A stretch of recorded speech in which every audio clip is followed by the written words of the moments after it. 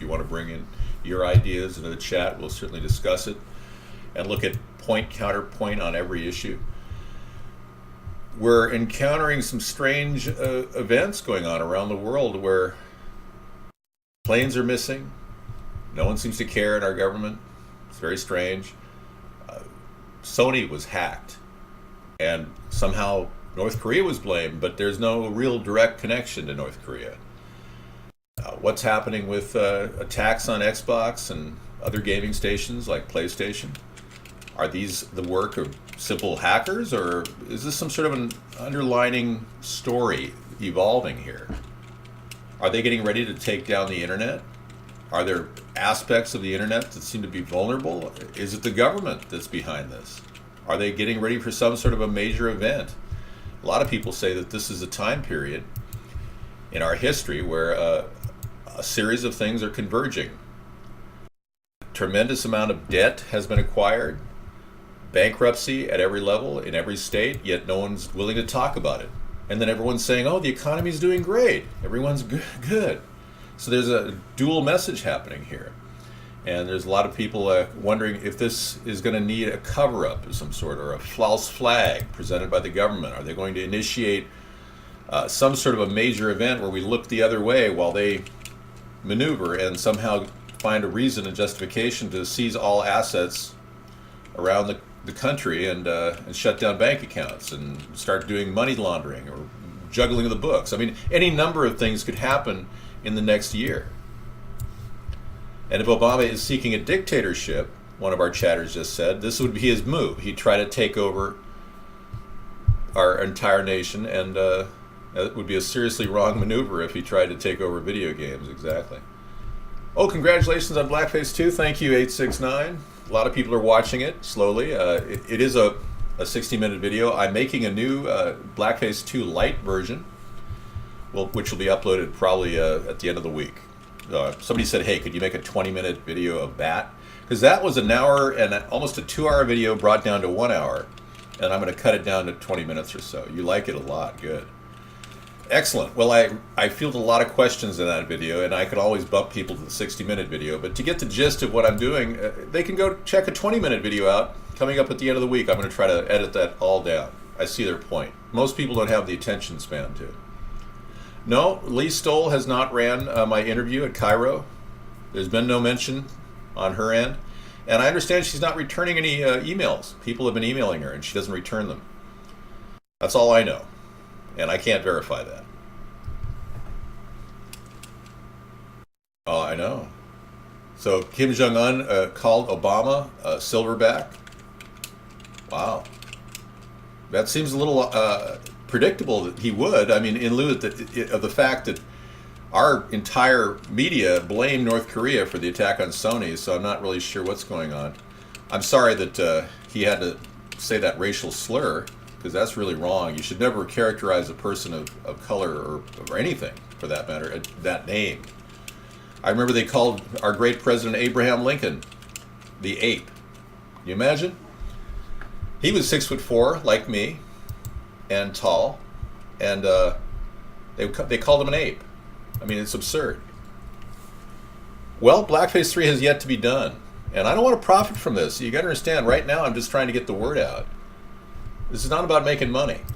Although we do need donations, but it's never been about donations for us. It's about keeping the message alive and continuing on with a sustainable platform that would make sense for this country in 2017. Well, you can do whatever you want. I'm not telling you guys what you can call people, okay? That's your personal decision. I'm trying to evoke a kind of an openness to the possibility we have to actually talk to people on both the Democratic and the Republican side. Cairo interview was taped, I believe, last July? I'm guessing July? June, maybe? That was a Cairo interview that never aired. They came to my house. They said, hey, what do you think of this blackface video that you did? They thought I just did it. And I'd done it like back in 2008, and it finally filtered through to the mainstream media. It takes that long for them to get a news story. It took 6 years. And she said to me, she said, well, do you think this will help you or hurt you? And I said, well, it's taken 6 years for Cairo TV to come to my front door and interview me, and I've been running for president for 6 years. Well, now's your time to shine, she said. And I proceeded to touch down on all the issues in a way that was really pertinent and relevant to today and Obama's failure, and not one bit of it was aired.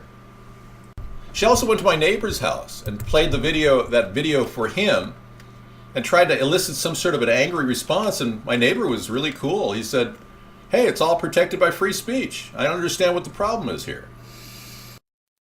I am reading the chat, Shrek. Yes. What wedding are you talking about, Warplebite? Any other questions? Feel free to put them in chat. They spun a wedding? Okay, I think the NRA should be designated bleep bleep and bleep bleep.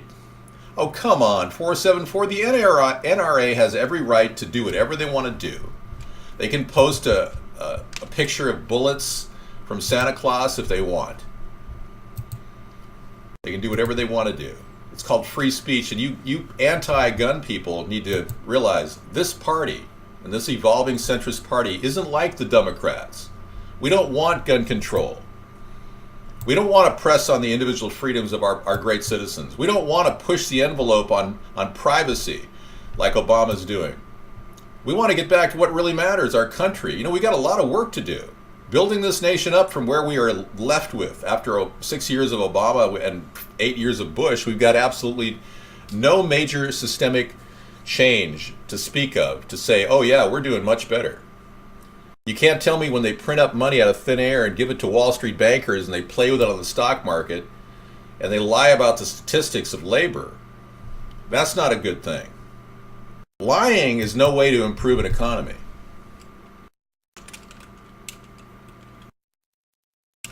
Shrek believes that he has a feeling that the planes went missing in 9/11 and the 3 Malaysian flights that have gone missing are going to be used for a huge attack on our country in the future, something that's going to be a lot worse than 9/11. I wouldn't doubt that, Shrek. It's a possibility. Many people believe that the Malaysian airliners that were already downed, MH370 and MH17, both Boeing 777s, could very well have already been used. So we'll talk about that tonight. Vladimir Putin believes that they were used to stage a crash of flight MH17. At least MH370 was used to stage a crash right outside of the Ukrainian area, inside of Ukraine. He had satellite reconnaissance photos of the event, and we'll bring those up a little later, that show that somebody was staging an event, a crash site, 3 days before the actual crash occurred of MH17. And now we've got another Airbus missing. Isn't it, I wish it was Wednesday, or I wish it were Wednesday already? I think it was. Okay, here's the story. Borblebite says Obama's golfing outing in Hawaii forced a pair of soon-to-be newlyweds to relocate their picturesque wedding. Peachy? Good. I'm very Caucasian looking tonight. I agree. I'm dealing in anything tonight. No. Tomorrow is Truth Tuesday. Monday is Conspiracy Monday. We entertain all theories.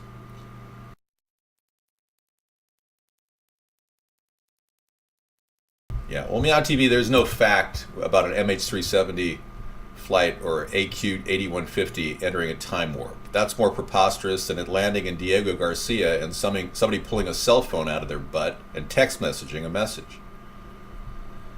Right after MH370 went down, there was a text message from one of the people's phone.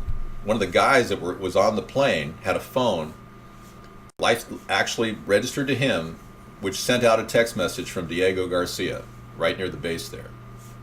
And that was the last we ever heard of anybody from that MH370 crash. And they can't fake those. The kernel language that it was using cannot be rewritten by a hacker. So he must have been amazing to stick that thing up his butt and then pull it out right at the key time before he was killed.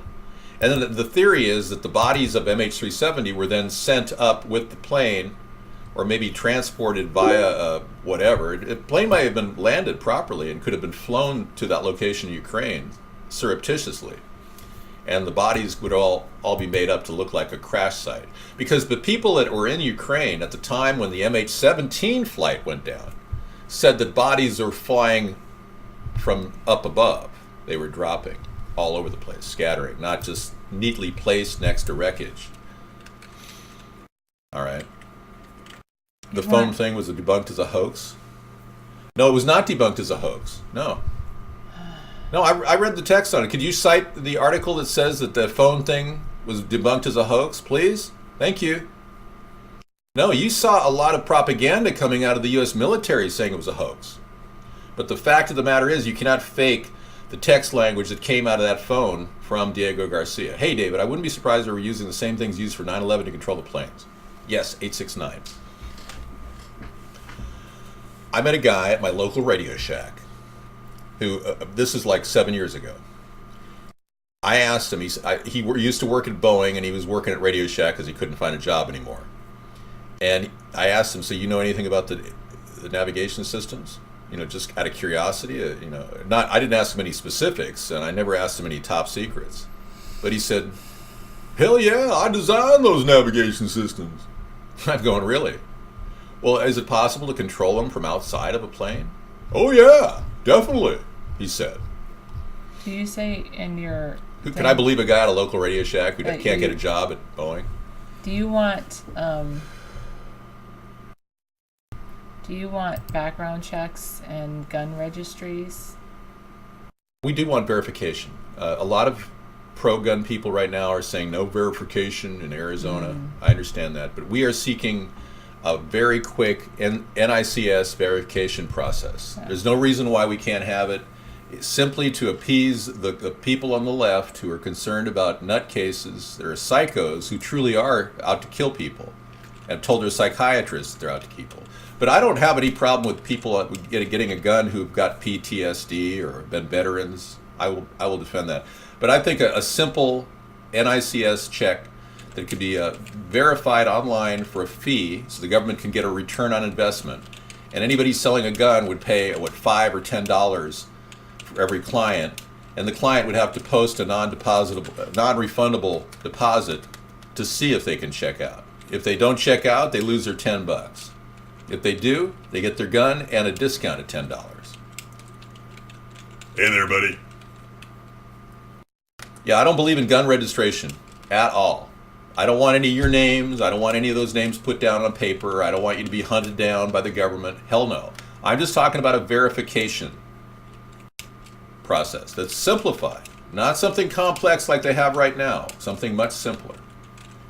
It's not going to be one step closer to confiscation if they don't take your address. This is not about checking you for registration and keeping your name on file. This is about just checking to see if you have completely got a clear background. And yeah, the FBI does have an instant background check right now. We could integrate with that, and once the thing is up and running, then it would be no problem for gun sellers all across the nation to go on their little laptop and dial into a secure site and just punch in the guy's name, his address, and then you're on your way. He wouldn't have to reveal his social security number. That would be a security breach. You know, you can get a financial check on people right now. Anybody can get a check on anybody for like $39. I know they have that now, but it's not instantaneous and it's not available like an online interface. It'd be better if we had that ability so we could all do that right there at the gun shows. And at the very least, folks, you guys who are pro-gun rights, at the very least, it doesn't violate your privacy. It doesn't prevent you from getting a weapon, because obviously people get weapons all the time in America. One way or another, criminals get weapons. But it does, in many ways, prevent, it's a layer of defense against some psycho who's openly said he wants to kill people from getting a weapon. Okay? Or a person who's been in a capital crime where they used a weapon. We don't want to make it easy for them to get a weapon. That's my only concern. The mental health check is specifically involved. The one I'm recommending only involves people that have actually stated they want to hurt people. We don't have any Kwanzaa candles. Yeah, consider the stars behind me, the Kwanzaa candles. Okay, thanks. I do have a firearm. I do. I have two BB guns. Yes.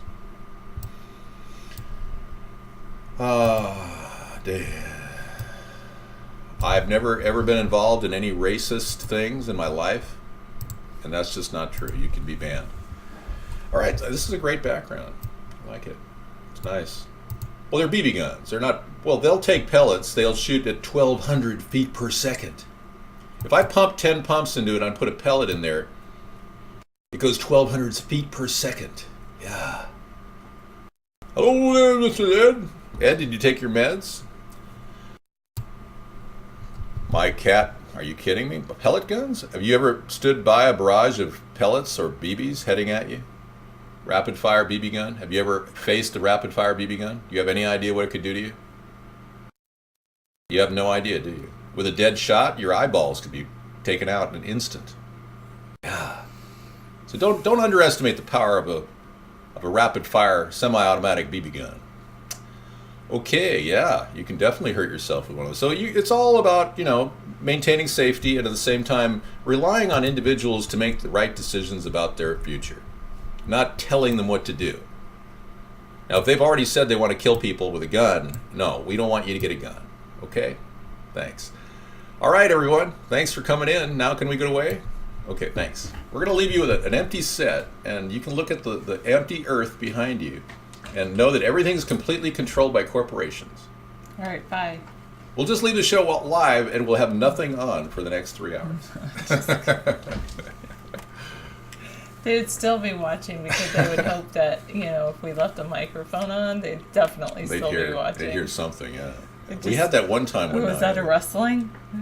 I left the microphone on one of our networks, and people were recording everything I said in the background. And I got this weird phone call from a friend of mine. That is rude, Ed. Ed, we're going to ask you to... what is Ed even in here for?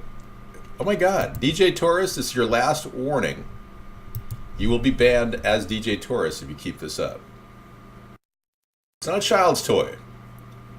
Have you seen my video about BB guns? You can just go to my YouTube channel, youtube.com/DavidJohnSponheim, and go to the Spawning of America, okay? And you'll see it.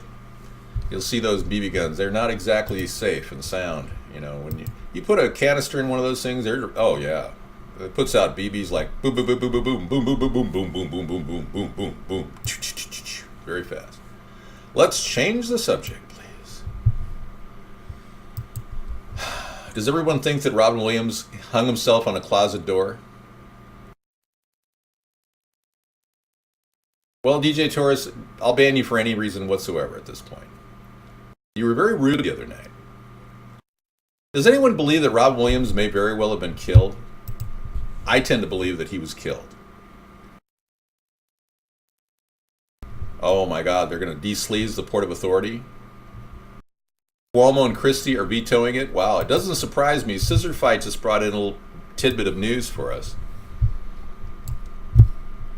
Wow.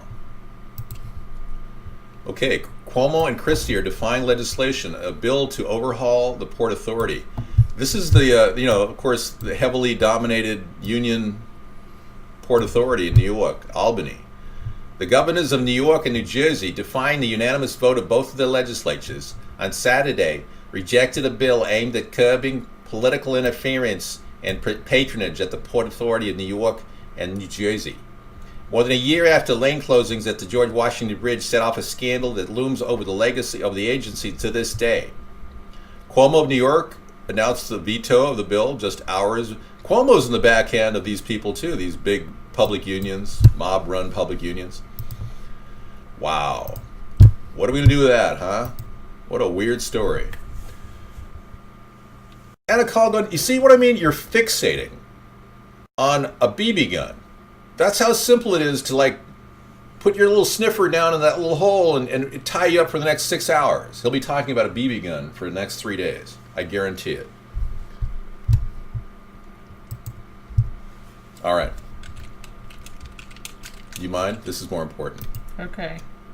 Thanks. Okay. No, never mind. I'll just leave. No, go ahead. No, I'm going to leave. I got a door to get. I'll be right back.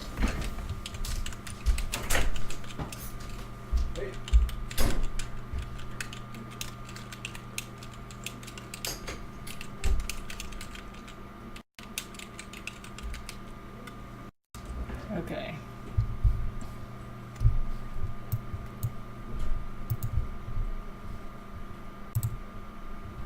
Okay. I was just closing out of a few different things. David, he said in several shows if anyone shows up at your house. Oh, okay. Yeah, I'm sure he has said that. You know, we want to protect ourselves. I have to scroll down. Some guy offered, what is this YouTube on? Oh, the Cliff Notes. That's pretty funny. Meow TV too. The Cliff Notes. Hilarious. Thank you, Golden Orbs. We rock. You're trying to understand David's logic? Oh, with a BB gun? How's that supposed to happen? Maybe he just doesn't want you to know all the weaponry he has. Some guy offers $100,000 to anyone who can find a way to refute his reasonary and logically impervious plan to abolish taxes.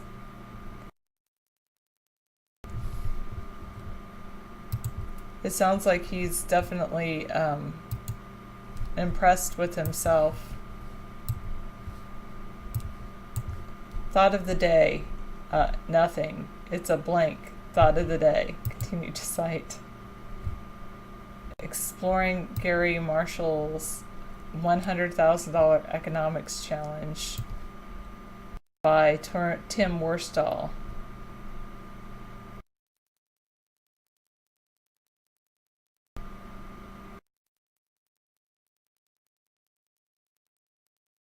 Government doesn't actually need to tax. Instead, it can just borrow from the citizenry, and that this has the same effect, transferring some portion of the citizens' money to the government to build things for the community. Pans out the same either way.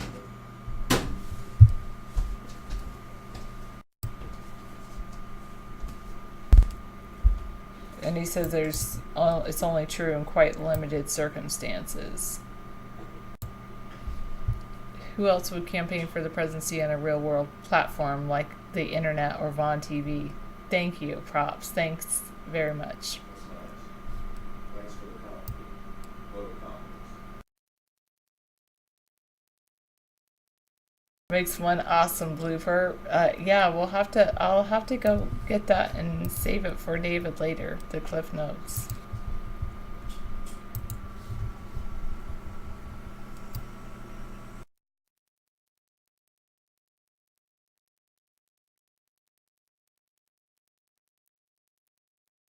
Yeah, we are real. No, we don't want to ban guns.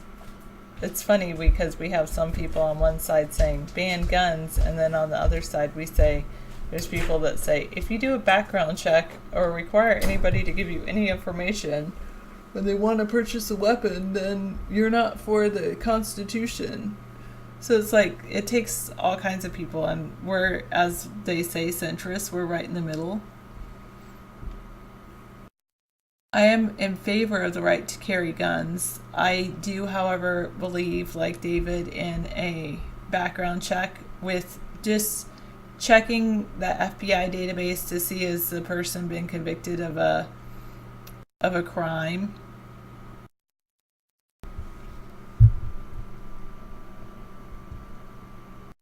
And no, the reason that we're not going to ban all guns is because we're a different country than the rest of the world. If other countries want to ban guns, that's up to them. But we, in America, believe in actually going in and having... We in America actually believe in defending ourselves.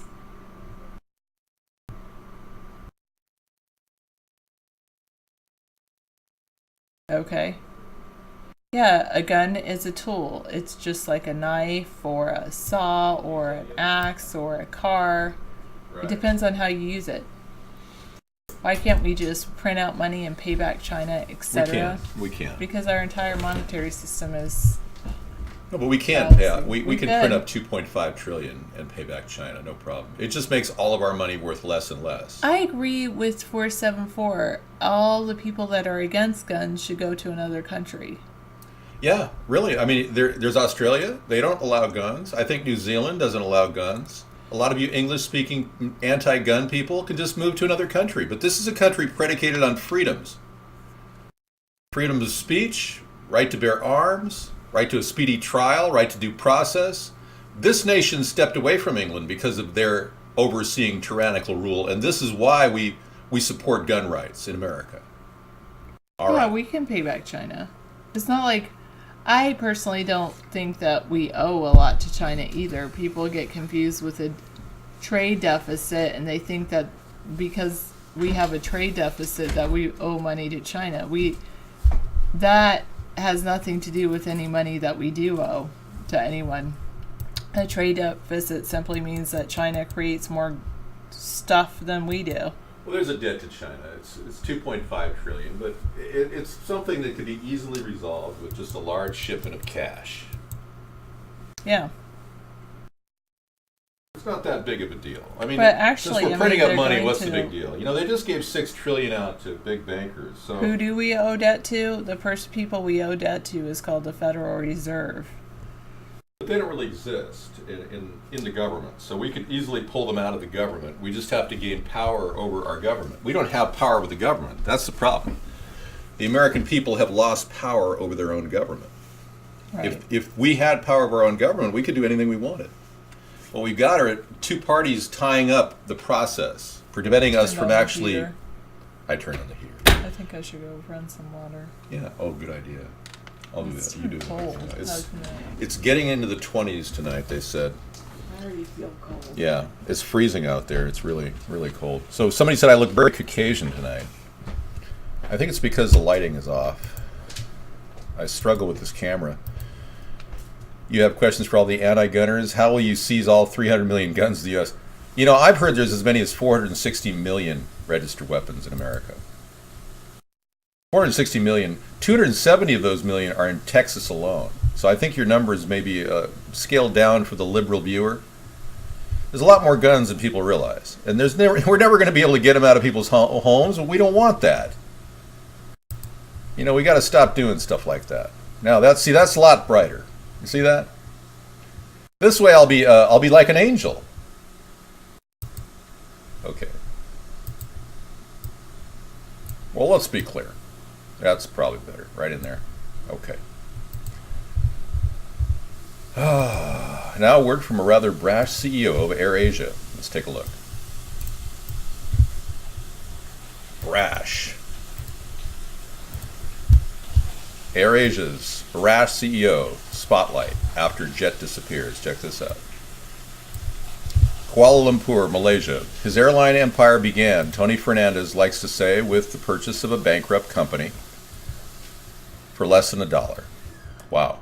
Now, after years of growth that made him the king of Asian budget travel, the flamboyant Malaysian businessman is facing the horror of the disappearance of an AirAsia jet with 162 people on board. Wow, if they wanted to pick a guy who was a rising star to take a big drop, it would be him. Fernandez, who built AirAsia's regional network on cheap fares, a love of the spotlight, and occasionally provocative advertising, he has a saying where he says that there's a new girl in town, she's twice the fun and half the price. Wow. Anyway, he is in the spotlight right now, the crosshairs of media, trying to find out what happened to this missing downed jetliner. The AirAsia Flight 8501, which vanished from radar Sunday morning about 42 minutes after taking off from Surabaya en route to Singapore. It's the third missing jet this year involving Malaysia. Wow. Something's not happening with Malaysia. David is not albino, that's right.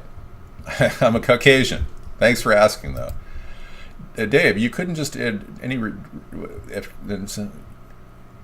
Well, no. I mean, the Federal Reserve has, within their charter, in the Federal Reserve Act, there's a clause to actually retire their charter. We will follow the legal parameters to do that. It's that simple. And once we buy them out, we then seize their property and all their assets. Yeah. We don't have a problem with it. The Federal Reserve is already outlasting their own effectiveness. I mean, how far are they going to drop the prime? And everyone's saying, raise the interest rate. Well, you can't get below zero, so going up would be nice, but all they could do recently, the Fed, Janet Yellen, is stop paying off all those mortgage-backed security holders $65 billion a month. So that's automatically creating a tremendous undertow in our economy right now, which is beginning to pull on different strings. Those strings are probably the rich and bored, and they're getting a little skittish. And when they get skittish and go, well, I'm not making $65 billion a month now, there's something wrong here, then they start doing weird stuff. But there's also another thing going on with Russia.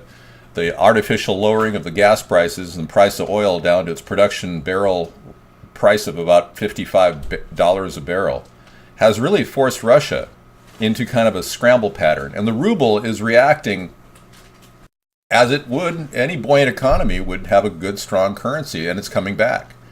So that plan isn't working too. So I would almost assume that prices of fuel will go up fairly soon. Again, because I don't think that everything the elitists that are running this entire game plan around the world to take over all the nations, everything they encounter is running into resistance that they can't understand or fathom. That's because the people that are trying to run the whole show, they're not able to run anything. They're the kind of people that got born into wealth. They could barely wipe their nose, let alone run an entire world economy. So the global elitists have secured a strong position in the Democratic left, but they also have big hooks in all of our congressmen and women on the Republican side as well. A lot of those people will do their bidding. And a lot of the funding that goes on in politics every single year and every single cycle comes from the same people on both sides, going to both sides, paying Republicans to run and Democrats to run. And that's the secret and how they've been able to manipulate American politics for a long, long time. It's called the Hegelian dialectic, and it's a plan that was put into play hundreds of years ago by Hegel. But it went on and was manifested in various ways. Marx and Engels talked about the Hegelian dialectic at length, but they create the illusion of choice. Therefore, you think you have a choice. You can choose between this or that. They don't want anyone in the middle to come up and say, hey, there's a better way.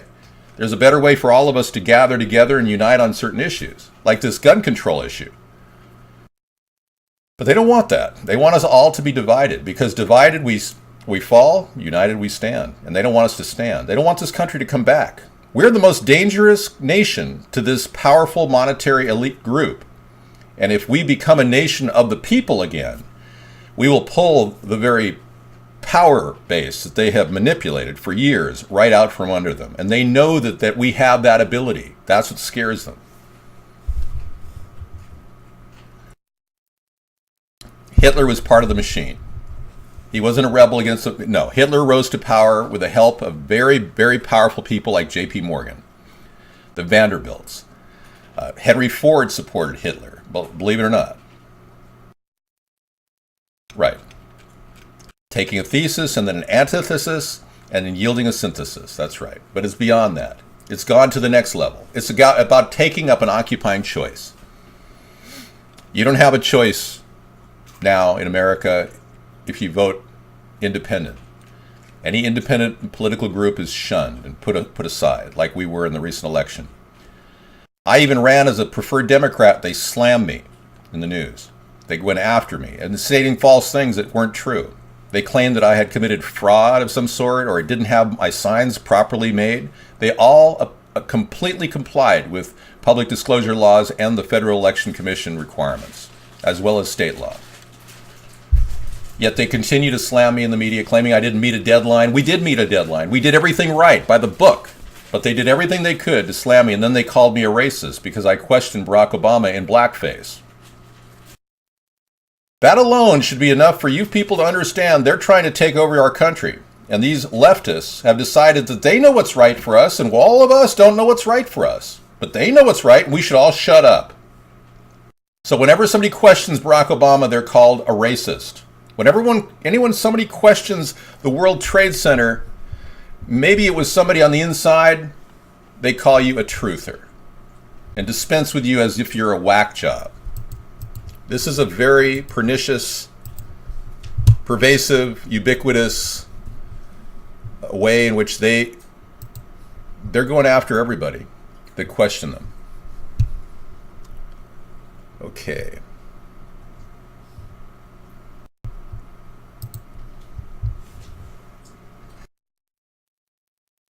FDA approves human implantable computer chips.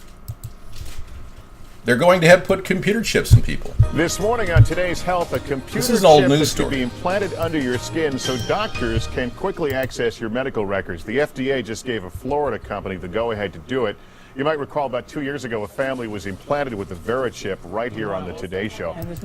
So this has been in the works a long time. They've already got the chips set to go, and all they need is medical reasons to incarcerate everybody. Could be a pandemic. They could say, oh, we've got to chip everybody. I'm just telling you, I won't do a chip. But they're all set. They've got the laws ready to go, and the only thing standing between them and destroying half the population or more is a political movement that will stop them in their tracks. I have not really looked at Dillon's rule. Yeah. I haven't really thought of Dillon's rule. Let's take a look.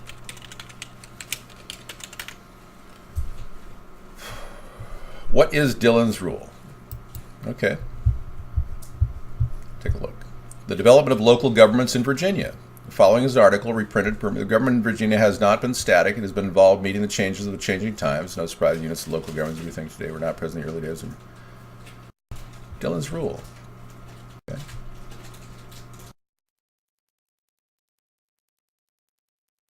John Forrest Dillon, for whom the Dillon Rule is named, was the Chief Justice of Iowa.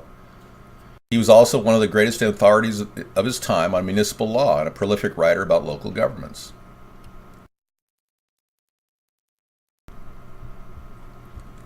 The Dillon Rule is used in interpreting law when there is a question of whether or not a local government has a certain power. Lawyers call it the rule of statutory construction. Dillon's Rule construes the grants of power to localities very narrowly. The bottom line is if there is a question about a local government's power authority, then the local government does not receive the benefit of the doubt. Under Dillon's Rule, one must assume the local government does not have the power in question. Well, that would probably be Dillon's Rule is completely applied to Operation Devolution. Operation Devolution is the plan the country has to take down any local government and absorb them into the federal framework and then thereby have martial law. Well, you know, I'm not saying that a person who believes in reptilians is a conspiracy theorist who should be just shrugged off as a whack job. I have always stated that I don't believe in reptilians. But if you can get credible evidence in front of me that reptilian exists in front of us, and have me look directly at it, and I'm going, well, with my own eyes, and then I'm beginning to think, oh, well, sure, but I have yet to see anything that's that credible. So there's a lot of concern about people in our cabinet, our administration, Obama's administration, being reptilians. I find that preposterous, but you could claim a lot of things. You could claim Michelle Obama is part of that. Let's take a look here at a video that appeared, maybe old news to you, but again, I keep bringing it up on Conspiracy Monday because second person that was inside that black Infiniti with that woman, that person we are being told is now in police custody. Was a second person that was inside that black Infiniti with that woman, that person we are being told is now in police custody. Okay, I clearly see two heads in that car. And while I queue up Operation Devolution, I will give you the PDF to it. The government's already constructed, so that you can read all about how the authority of our nation falls under the heading of FEMA, and Operation Devolution is to break down all authority at local levels. Have a free gander at this great link if you want. It's a very powerful document. It'll tell you how much power and authority the government has in case of martial law. Directive 51 would be invoked, and our president would have 6 months to respond. Okay, let's take a look at the due process here. This is a case of Mariah Carey in a car. She visited the White House many, many times in a car just like this Audi right here. Or Infinity, I'm sorry, Infinity. And this is a car that would cost $600 a month to lease. She leased this car up above that she eventually died in. And you can clearly see two heads in that front seat. Yet the government never reported that anyone was sitting with her. She claimed that she was carrying the love child of Barack Obama. Yeah, we'll get to the reptilian thing a little later. Like, I changed the subject immediately because I really don't want to talk about reptilians on our show. Well, you want to talk about Urantia? That's an interesting religious document. We have a copy of the Urantia book here. I wanted to get it just to say, Sarah, I've got a picture of it. I've got to look. It's a very interesting document, a text, but no one's ever copped to where Urantia came from, where it was originated. They claim it's older than the Dead Sea Scrolls. I find that pretty hard to believe. Okay.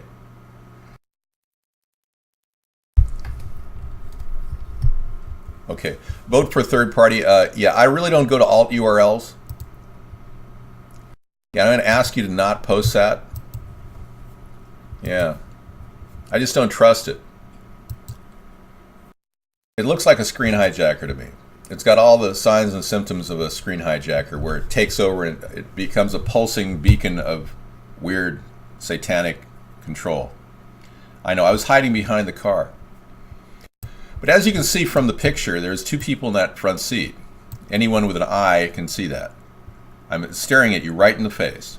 But for some reason, the news never reported two people were. She apparently was shot to death in the back seat. Mariah was. She somehow scrambled to the back seat, had her head shot twice. I think she was shot 5 times in the back of her head and her body. She ended up dying right there. And did I mention? Yeah, she was shot to death. Did I mention that Mariah Carey was an attractive, beautiful woman that claimed to have, been involved with Barack Obama, and that he was watching her? I can't explain what happened to this beautiful woman, but I can tell you, when a pretty woman like this gets shot to death, unarmed in a car, and the local judge in Washington, D.C. says there's no foul play by the Secret Service, they followed protocol to the letter, I cry foul. I claim that we are not following our rules and regulations in America as we should. We're somehow letting things get covered up by administration after administration, and no one will ever hear about that. Hey, Randall, thank you. I do accept a tiny URL, yeah. Do you want to repackage it as a tiny URL? I suppose you can do that. I don't like tiny URLs. Could you just make a YouTube video of it and then screen the YouTube video of it and then send me the link to the YouTube video and then I'll look at it? Well, the second person was in the car and possibly driving the car. She may have been the smaller head in the two heads in that picture. Yeah, and what if Obama's gay? The theory goes nowhere. Right. Another conspiracy theory that's very popular is that 3 men who were intimate with Barack Obama, and I've talked about this at length on our show, were killed. I'm not saying Obama had anything to do with it. I'm just saying those 3 men, Nate Spencer, Larry Bland, and Donald Young, were all intimate with Barack Obama when he was at the Trinity United Church in Chicago. Now, it couldn't possibly be a black headdress. Anyone with an eye could see that. And anyone with an eye for proportion would see that. I can't understand how some of you people look at pictures and clearly rule them out because it looks like a tiny headdress. There's 2 heads in their car. I don't want to go into this. Let's move on.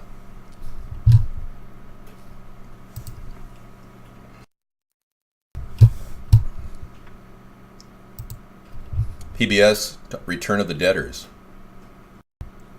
Many still jailed for inability to pay fines. Return of the Debtors Prison? Interesting. PBS special? That's something to talk about. The lack of due process in this country is very common. I have heard of families trying to wire their parents or their family members, relatives money when they're in jail. And every time you do that, you pay a huge service fee to a private firm making money on the jail financial thing. I'm a disgrace. What do you mean? Could you be a little bit more specific? Thank you. All right. Many people don't realize that, if we don't talk about these things, they're never talked about. Our private prison system has turned into an enslavement of common people for small crimes. They make money putting people in the brink for the smallest of offenses. This whole system, we've got a factory of people being sent into prison in America. 7.6 million people in our country are being sent to prisons or paroled on a daily basis. The world is beautiful, but we're looking at a world of crap behind me. That looks very nice and defined, but that's a world of... There's a tremendous amount of corruption in this country. There's a tremendous amount of corruption in this country, Robert Mugabe in Zimbabwe. There's a tremendous amount of corruption in the Nicaraguan area with the Chinese building another canal. Can you believe this? Another canal is being routed through a lake. The Chinese are trying to build that. Yeah, there's a lot of corruption around the world. I could go into many more specifics. But since it's just a picture in the background, you don't look at it, and everyone's kind of like, wow, everything's great. Everything is beautiful in its own special way. Thank you. Anna Colgan, that is unfortunately a bannable offense. Yeah. Anytime he makes a statement that is derogatory, I've had to, ban his entire name from the show. He hangs out here like a stalker hangs out waiting for its prey. Sad, really. Really is sad. So the reptilian Zionists are watching you right now eating peanut butter from a jar. I wouldn't doubt some people believe that your peanut butter has got RFID chips in it, and they're analyzing your colon as it goes down into your colon, and the aliens are going to somehow, you could go off the deep end. And I've met people that have completely gone off the deep end. And it's sad. You can't bring them back. You'll meet somebody at the countertop at Denny's at 3 a.m. some night if you're driving through the country. All right, thank you. Appreciate it. That was nice of you. Oh, man, it's so funny. Yeah, the nanobot peanut butter theory. Yeah, there's all kinds of theories out there. All of them are untrue. But some of them might leach through with some truth. That is true that our government actually has been suppressing innovations in energy for a long, long time, keeping all of our vehicles energy inefficient. Our government's complicit in this. State laws in California are written so that you can't create a very efficient engine, and you can't bring it into the country. That's why you can't buy Passats, TDI Passats, and TDI Golfs made in Germany that run on diesel, that get 70 miles per gallon. You cannot buy them here. But we are basically a controlled nation with operators standing by. I mean, what we have today is no different than somebody listening in on an old transmission from one of these. This is the picture I was looking for the other day, showing all the operators from Radio City Music Hall. Radio City, Rockefeller Center. Radio City Music Hall. They're the Rockettes, but they're sitting there next to the board plugging things in. Okay, we are controlled by a sonar signal. How do you know that? Are you receiving messages right now? They think they are in control of crime by putting people behind bars for a long time for a little crime when the big criminals are getting away with crap. So true. So true, Asset DJ. The big criminals, the white-collar criminals, they're getting away with all kinds of things. But they stick little people in little jail cells for 6 months because they get angry at their party. Any other questions? Let's get back to the concern about PBS having a... Wow. Okay, my local station, right? Okay, it's checking to see. Return of the debtor's prison. Many still jailed for their inability to pay fines. This is an interesting story coming out of PBS. Wow. That's good to hear. I'd like to see public dollars going to things like investigative journalism. That sounds good. I get tired of listening to Diane Reeves on public radio. Hello, this is Diane Reeves for National Public Radio. I mean, it's at the top of the 11:30 hour, and we're like listening to some woman who's got a vocal intonation problem. It's like, there's got to be better people on NPR than that. But look at PBS. Return to the debtor's prison, many still jailed for inability to pay fines. Cities across the country are increasingly turning to what are known as private probation companies to collect unpaid fines. But are the indigent people ending up in jail because they can't afford to pay?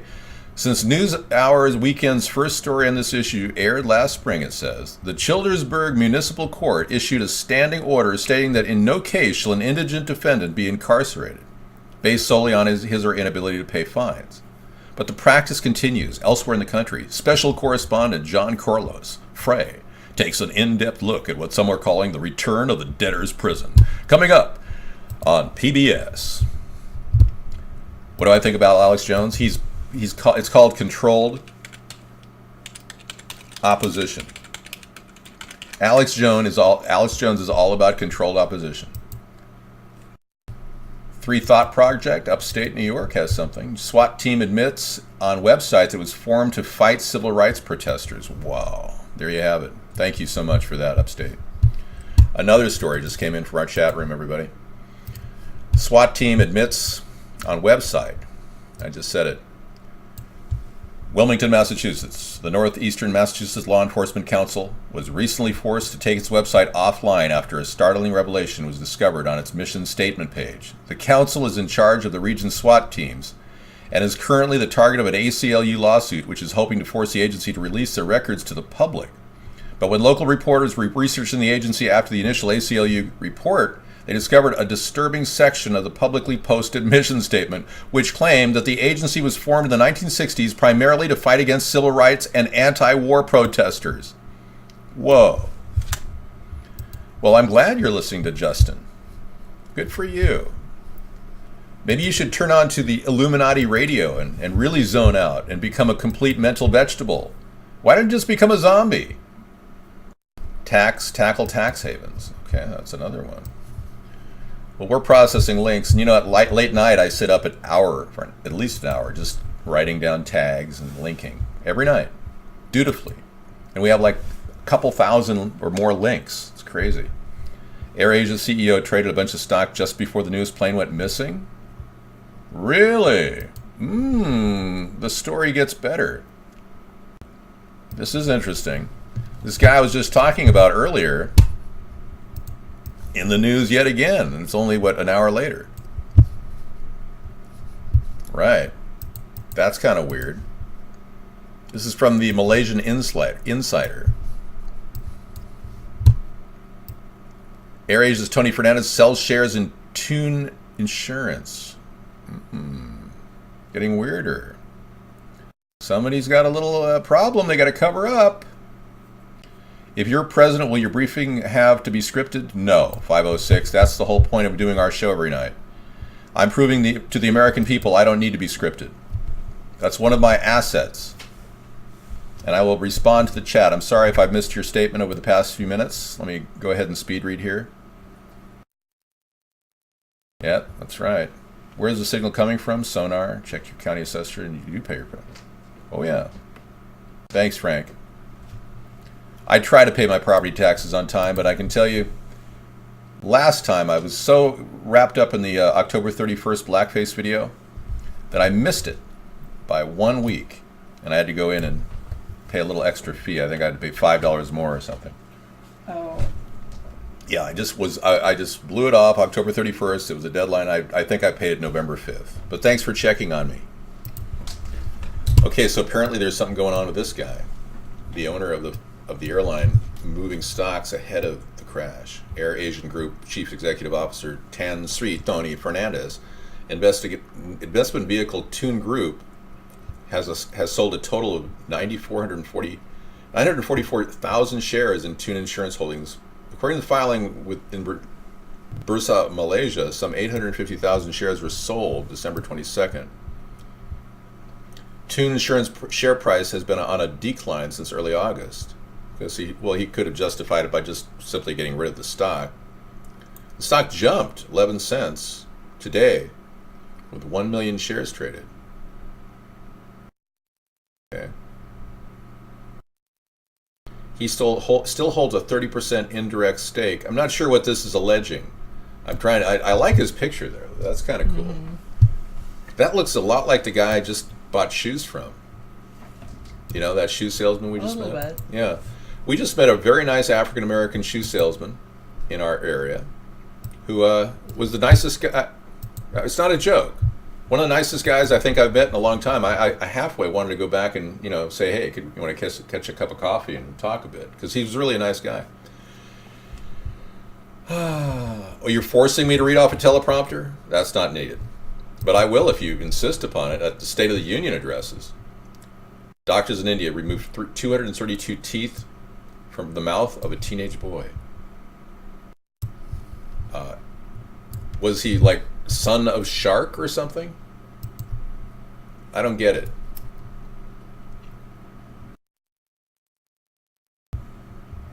It was like part of a tumor. Okay, he had some sort of a mental or a genetic problem. Okay, great. Well, there's a lot of people I like to meet publicly, and when I meet a nice guy, and I'm telling you, it amazes me how this artificial divide between blacks and whites, Hispanics and Asians is completely contrived and made up by the media.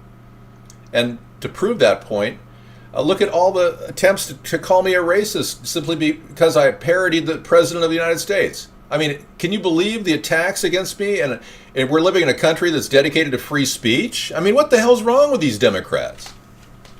I rest my case. We need to stop driving a wedge of racism between people. Just start hugging and loving each other. Can't we just get along? DT Laura has a link. I haven't seen that in a while. All right. Let's take a look at that. You rang. Oh, you rang.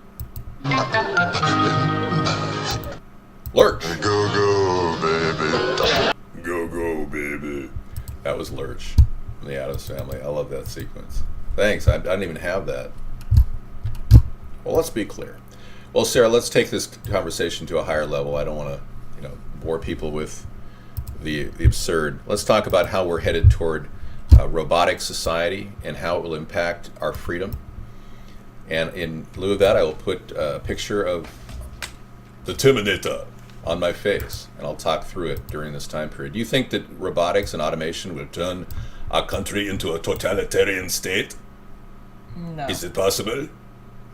It is possible, but I don't believe it will actually happen. Could you, by the way, get rid of that picture over there? Yeah, I will get rid of it because I'm a bot. I'm a robotic RoboCop. So what if these RoboCops come into our house and threaten us and say, I hereby have discovered the smell of THC emanating from your window.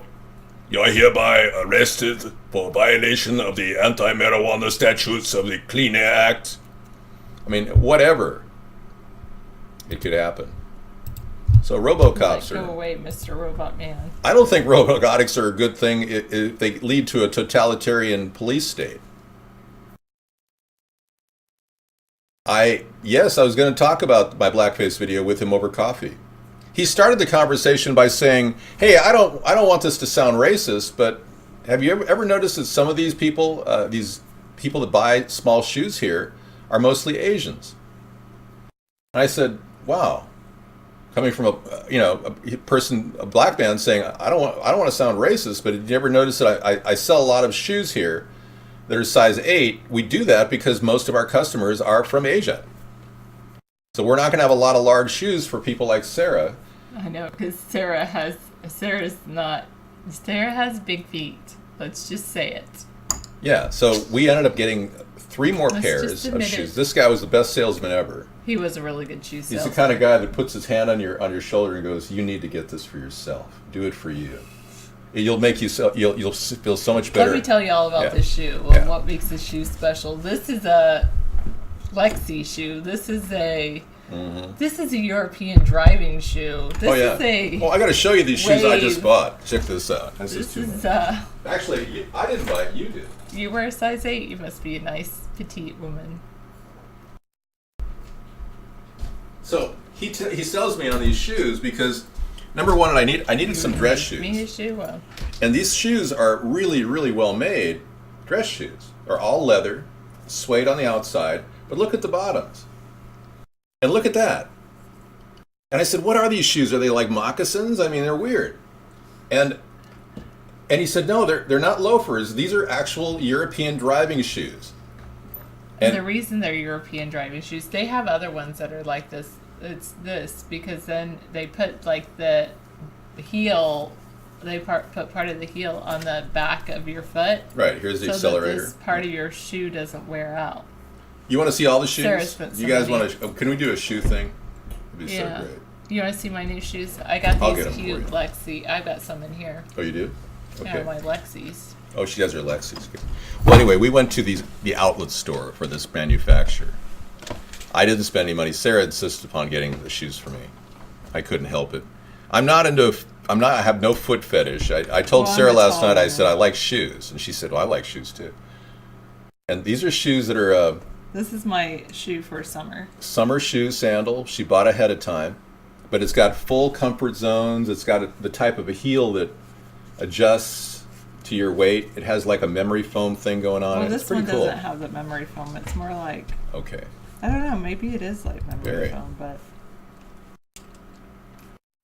Very comfortable, very comfy, and looks good. that's one of the shoes. Yeah, she got a couple others that are really I'll nice. go get my Anyway, other ones. if we could turn this into the shoe night. Why not? Well, we could do a new shoe next week. That would be possible. Oh, Or let me save my new shoes. would for you like to next wait week. on the new shoes for next week? We'll do a new shoe every week. Okay. Yeah, protect your feet. Good She's idea. on her feet all the time. No, don't send me anything unless you want to send me a new tie to my P.O. box. But make sure it doesn't have any weird, strange substance in it that would get me high. We wouldn't want that.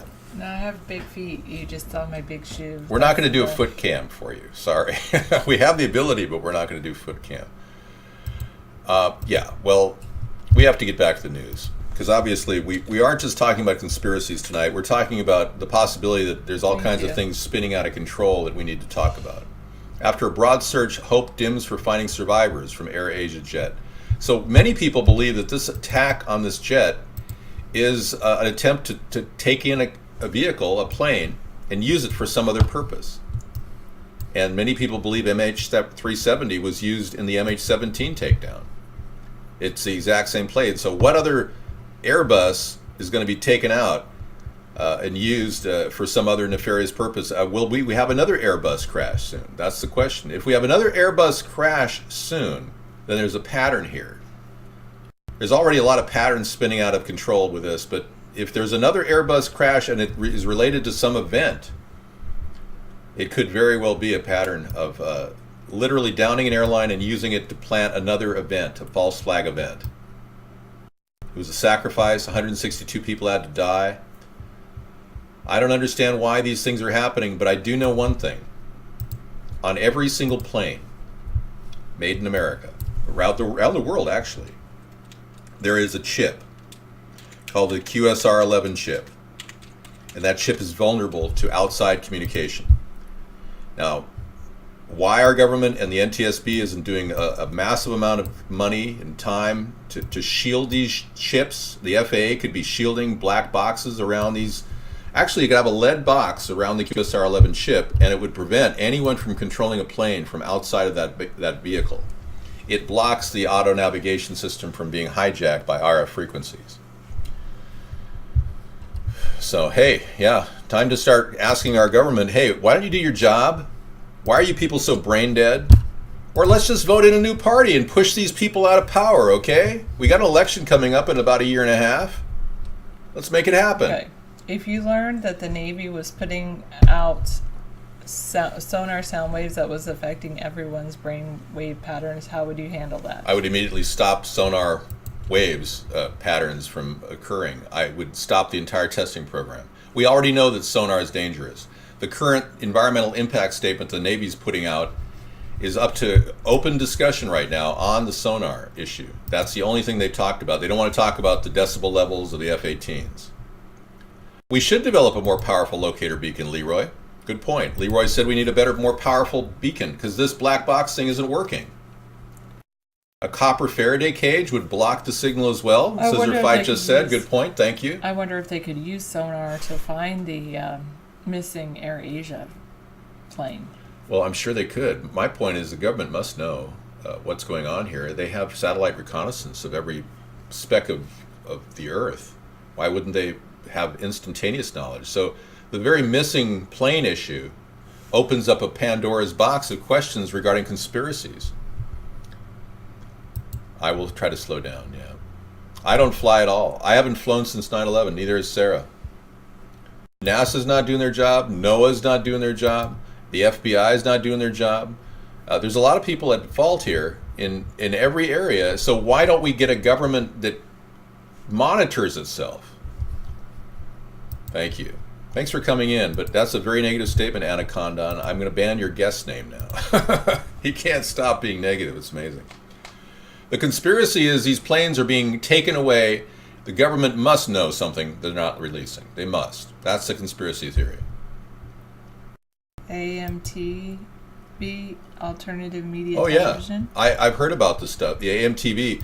I'm very quizzical about a lot of alternative media. You can send us a link if you like. You can send us a link for sure. But I'm very quizzical about a lot of alternative media because everything that goes on, even WikiLeaks and the co-intel that comes through our channels like Alex Jones, the possibility that maybe even the group Anonymous may have all been co-opted by the government.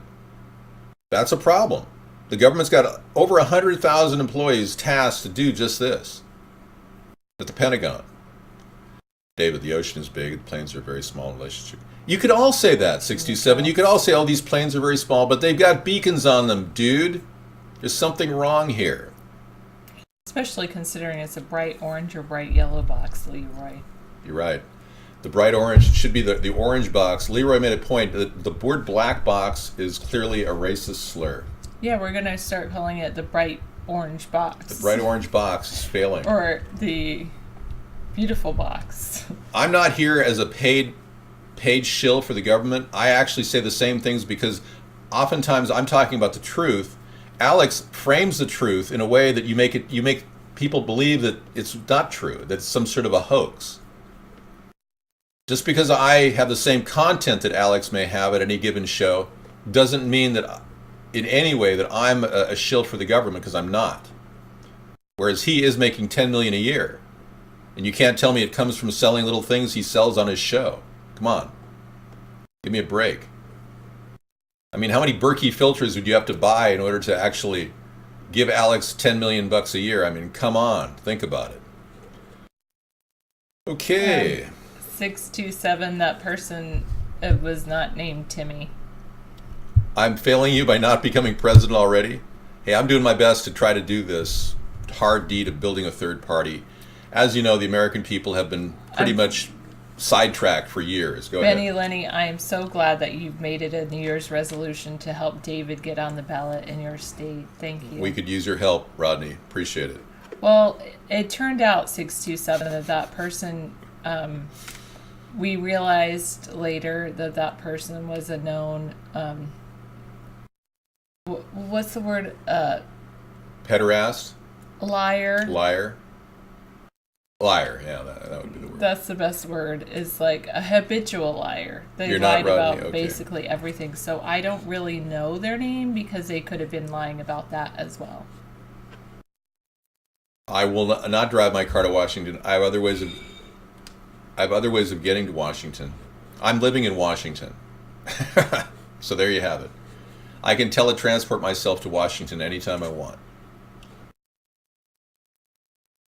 Yep, we've been $10 trillion in debt since Obama was president. That's right. You're so right, Super Dave. And you know, the spending has been a big topic of our discussion for 6 years. Washington State. No, I live in Washington State, but I can get to Washington, D.C. rather quickly through the underground railway system that goes at rapid speeds that none of you know about. Because it's a secret. Oh, I talked about it. I shouldn't mention it. Oh, well. Yeah, there's a whole underground rail system that was constructed years ago by the alien reptiles. What? It's a joke. It's a joke. I mean, it's just, you know. Well, it is Conspiracy Monday, I suppose. Hey, it's me, Carl. It's me, Awesome Carl. Carl always says that. He never says that when he calls DT Laura me, says though. I never. He always does say that. Well, he does say it when he calls me. He says, I've never said that, David. And it says, every time I get a call from Awesome Carl, it says, hi, it's me, Awesome Carl. I really don't care. Awesome is a good guy. He's a good guy, and you should just be nice to these people. Carl's doing very well. He's working now. A lot of you people who say, oh, yeah, you get disability, you should work. He's working. He came in a few days before Christmas to wish us all a Merry Christmas. Really?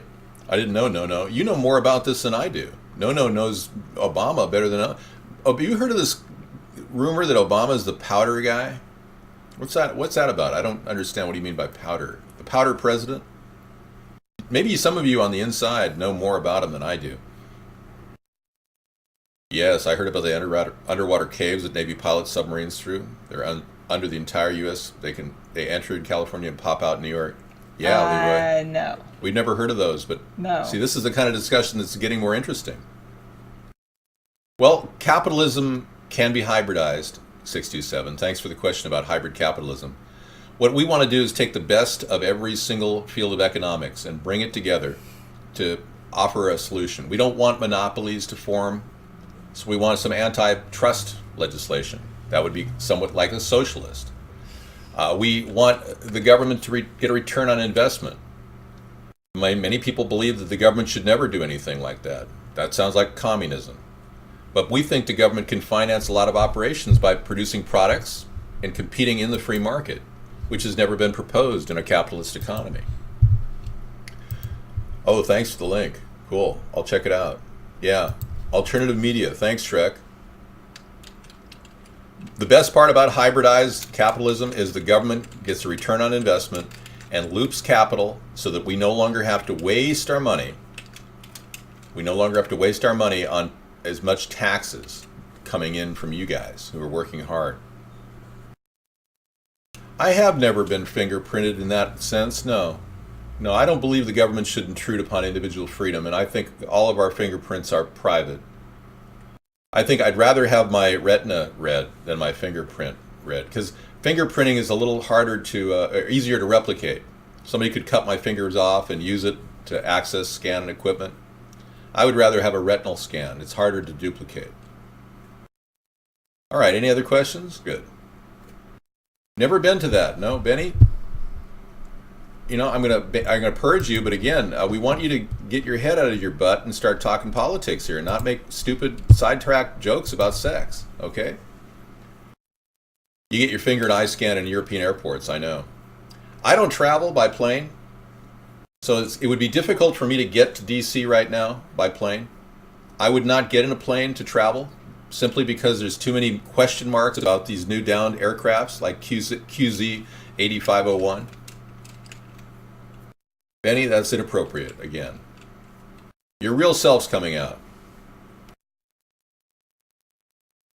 Somebody says they want this computer out of my brain. You have made a big mistake. So you think you have an RFID chip computer in your head? Were you anally abducted by aliens by any chance? Well, everybody dies eventually. Is that a death threat? So I think you have to accept the fact that everyone does die eventually. You want to be made a robot? No? Okay. You've been on loads of planes, but it puts you off after watching the media. I know, UK. I understand how you feel, really. I just can't imagine getting on a plane and because I'm a presidential candidate, maybe they don't want me to run.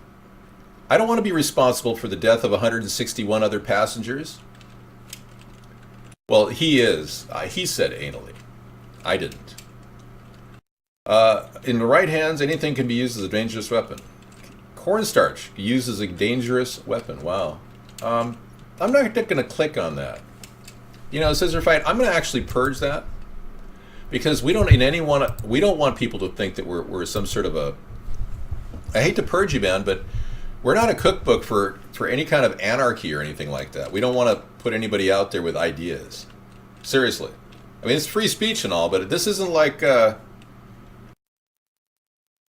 book, Don't Steal This Book by Abby Hoffman, where he actually published in the pages how to create Molotov I cocktails. think it was Steal This Book, not Don't Steal This Book. Oh, excuse me, steal this book. Yeah, Abby Hoffman wouldn't say don't steal this book. Yeah, he said steal this book. That's the name of it. Not Rabbi Hoffman, but you might as well call him Rabbi. It's Abby Hoffman. He wrote a book, Steal This Book, and in it was all kinds of weird cookbook stuff. It's just disturbing, yeah. Malaysia's asking the U.S. to search for their downed plane. Once again, we are the daddy of this world. Daddy, daddy, daddy. Go look for the plane. Well, we have complete satellite reconnaissance. We should be able to find the plane instantly. So when we don't know where the plane is, you know we know something. We're not telling people. Not Andy Kaufman. Isn't it spelled like that, Kaufman? Now, we have a guy who's psychotic who says he's going to destroy everything in 2016. Have fun with your bunker. No problems here, buddy. I'm ready. I'm ready for the apocalypse. Sarah does look great, doesn't she? I washed my hair today. No, Abby Hoffman was not the guy in Taxi. That was not Abby Hoffman. Oh, I have not heard Ron Paul's last speech. I'll have to check him out on the Ron Paul Network. I'm here. I'm prepared enough.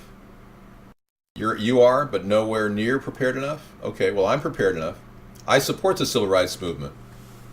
And that is an outright lie, and you are banned hereby. Instantly banned for saying that.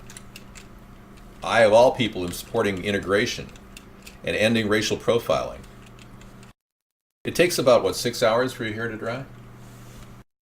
Yeah, because they don't use a blow dryer. It's beautiful. Maybe 3 or 4. I told Sarah that women spend hundreds of dollars to get that curled, lightly curled look. And yeah, I know. And she has it naturally. She has the perfect texture. But we didn't discover that until we found a thing called ethnic pride. Actually, today I used leave-in conditioner. But African Pride is really good. African Pride is the name of the product. Really awesome. I'll show you the product. Conditioner. I have it back here. Let me show it. It's called Braid Sheen is another name for it. Braid Sheen. And it's for African Americans who, when you know how they have those beautiful braids in their hair, and so then they spray their braids so that they're not all fluffy like ours get. Yeah, it's called African Pride right there. See it? Braid Sheen spray. That's the stuff. That's the stuff. This is the stuff, and it makes your hair curl really well. And it's often used by ethnic people to handle dreadlocks and whatnot. Hey, you learned something today, didn't you? Okay, yeah, you go get something, Dave. Oh, you want to be with Sarah now privately? Okay, I'll be back. Thank you. I'm gonna take a little break, folks. No, it's not. I just showed you the product that works for your hair to make it curly if you've got straight hair. Hello. The place I got that one particular bottle. I bought it. The first bottle I ever bought of Braid Sheen spray was at Kmart. Now they don't have a Kmart in our town anymore. They did also have it at Rite Aid, but it's called Braid Sheen spray, and so that's really nice. Sarah's been subbing a lot. 731.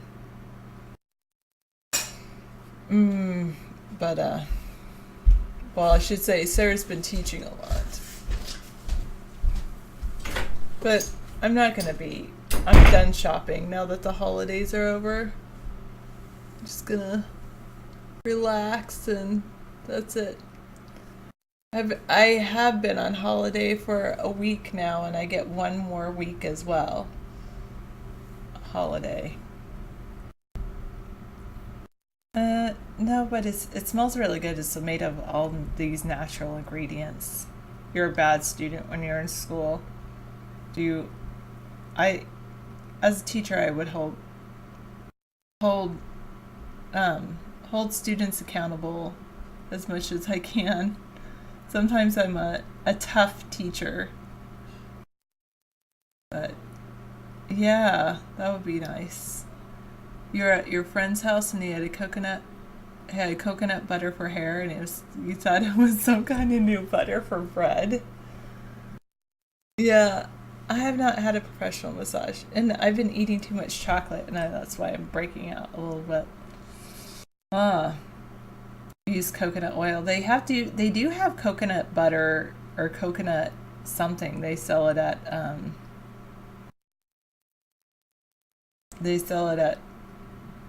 Trader Joe's, and some people use it for their hair, but some use it just for eating. You're not kidding. You're not a good student. Even in like elementary school. Thanks, Penny, Lenny, Carl. You don't know what a Justin Bieber is? Okay. Alright, thanks, Scissor Fight. Baking soda and water sometimes, yeah. I'm living in a material world and I am a material girl. I try not to be too materialistic. I have gotten, I know, a little bit materialistic in the last year. But I'm kind of lightening up. Whoa. How old were you when you were doing that? Like 10? Truth Seeker 4? Man. That's not good. I hope all the kids at elementary schools around here don't do that. None have that I've met. One did have like not cigarettes but lighter ones. What's good for dry skin on the face? Soap dries your skin right out. Yeah, on the face, they sometimes I don't want to recommend like a lotion because lotions can make you break out like me. But they have this what I was recommended, which did not work very well, but it was like, well, I don't know. You're a guy though, right? Asset DJ, but you go on the set. So anyway, they have this Amazonian clay makeup that's supposed to be good on the face. And then I would say, oh, you know what is really good on the face? I'll tell you. They have these, it's go into the store and they have like this anti-aging, trying to like picture it in my mind, this like anti-aging cream that's really good for the face when you need, so it's like, it's made by the same company that does the apricot scrub. St. Ives makes facial cream. So that St. Ives facial cream, that's what you need to get. And also like check in like aftershave. Also they make like an aftershave that's a moisturizing aftershave. That would be good. Well, all the people would want to run away with me. We make them so jealous in a way affiliated to all the other gentlemen in the room. We can run away together in your mind right now. No. You wish there were someone when you were younger. Well, I always see it as teachers have a responsibility to be a professional. Even college professors, they have a responsibility to be professional all the time with their students. Their students might have crushes on them, but they're not allowed. You have to rise above that when you're in a position of authority. Exactly, 565.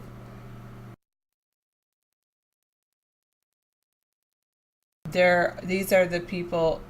There are people in power now, and you're going to kick them out of office. Good job. Are you going to run for office yourself, 375, for like House or Senate?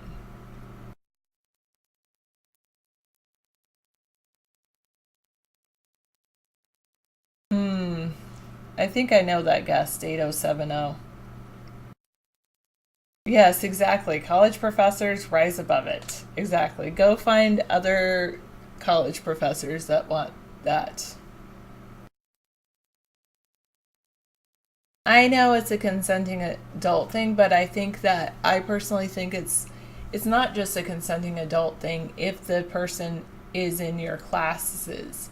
I mean, I would say if you're a college professor and there's a student at your school, that's different. But if they're actually taking a course from you, you you become the professor, they become a student, and I don't think it's appropriate for them to date.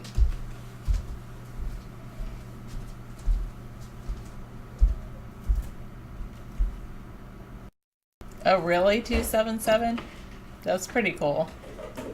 Did he get like cake makeup, or did he get powder on his face or something?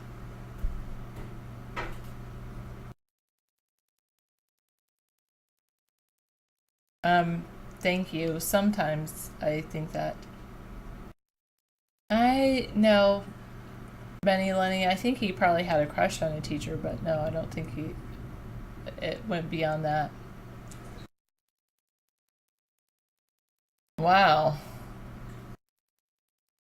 Whatever happened to that individual in No Way Affiliated? He seemed to have disappeared.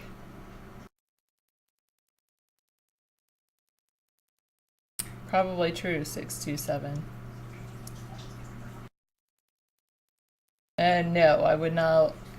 At one point, I probably would have had coffee with Bill Cosby, but at this point, no, I would not.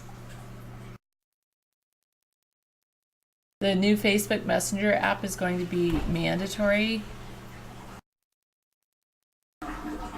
So it's just going to be built into your phone. Is that the one they paid billions of dollars for, the What app? Oh, he's in a war zone fighting for my freedoms completely off the grid. I'll send him positive messages. I mean, wavelengths. Mind wavelengths. He'll get that.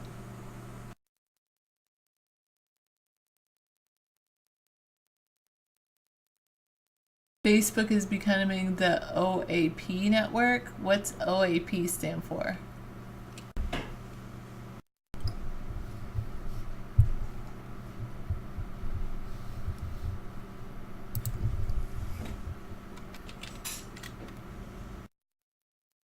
Old age pension? I don't know.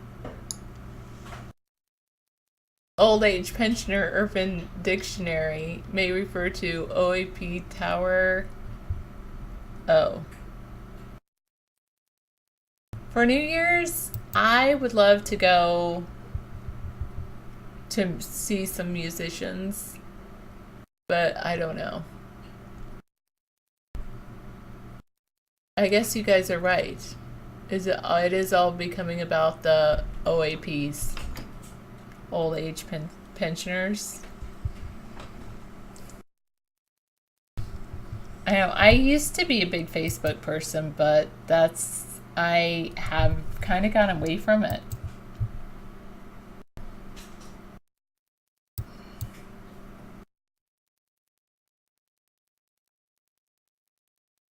I never saw the movie American Sniper. You're reading the book now? Really, it's not very good.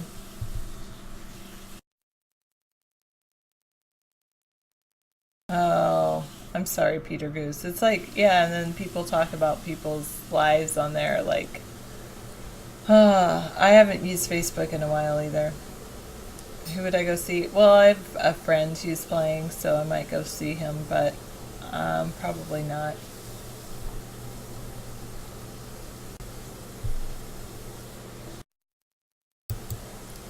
I used to have a MySpace. I have not used MySpace in like forever though.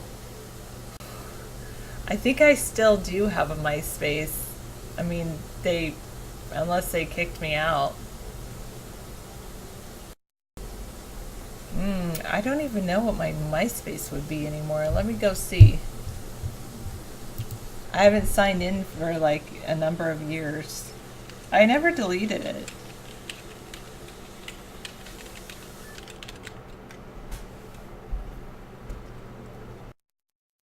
Oh, this is it. My space is Cool Heart. It really is. That's so funny.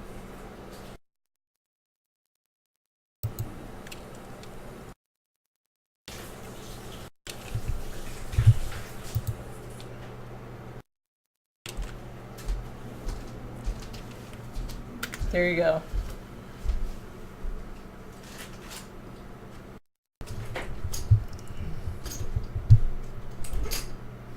Analytical.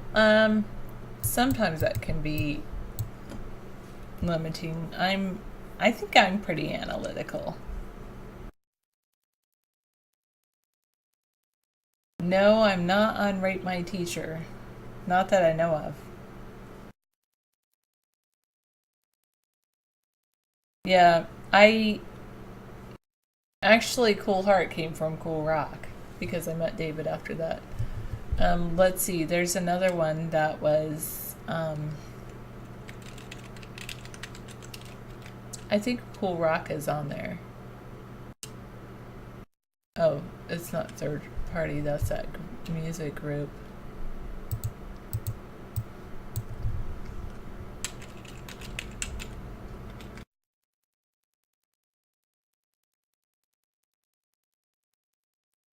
That's something else too.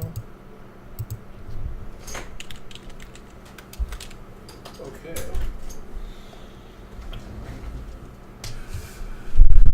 An advertisement. Okay, I don't know what David's MySpace is, but My MySpace account is on my site, davidsponheim.com. it's on his site, davidsponheim.com. I'll have to go figure it out.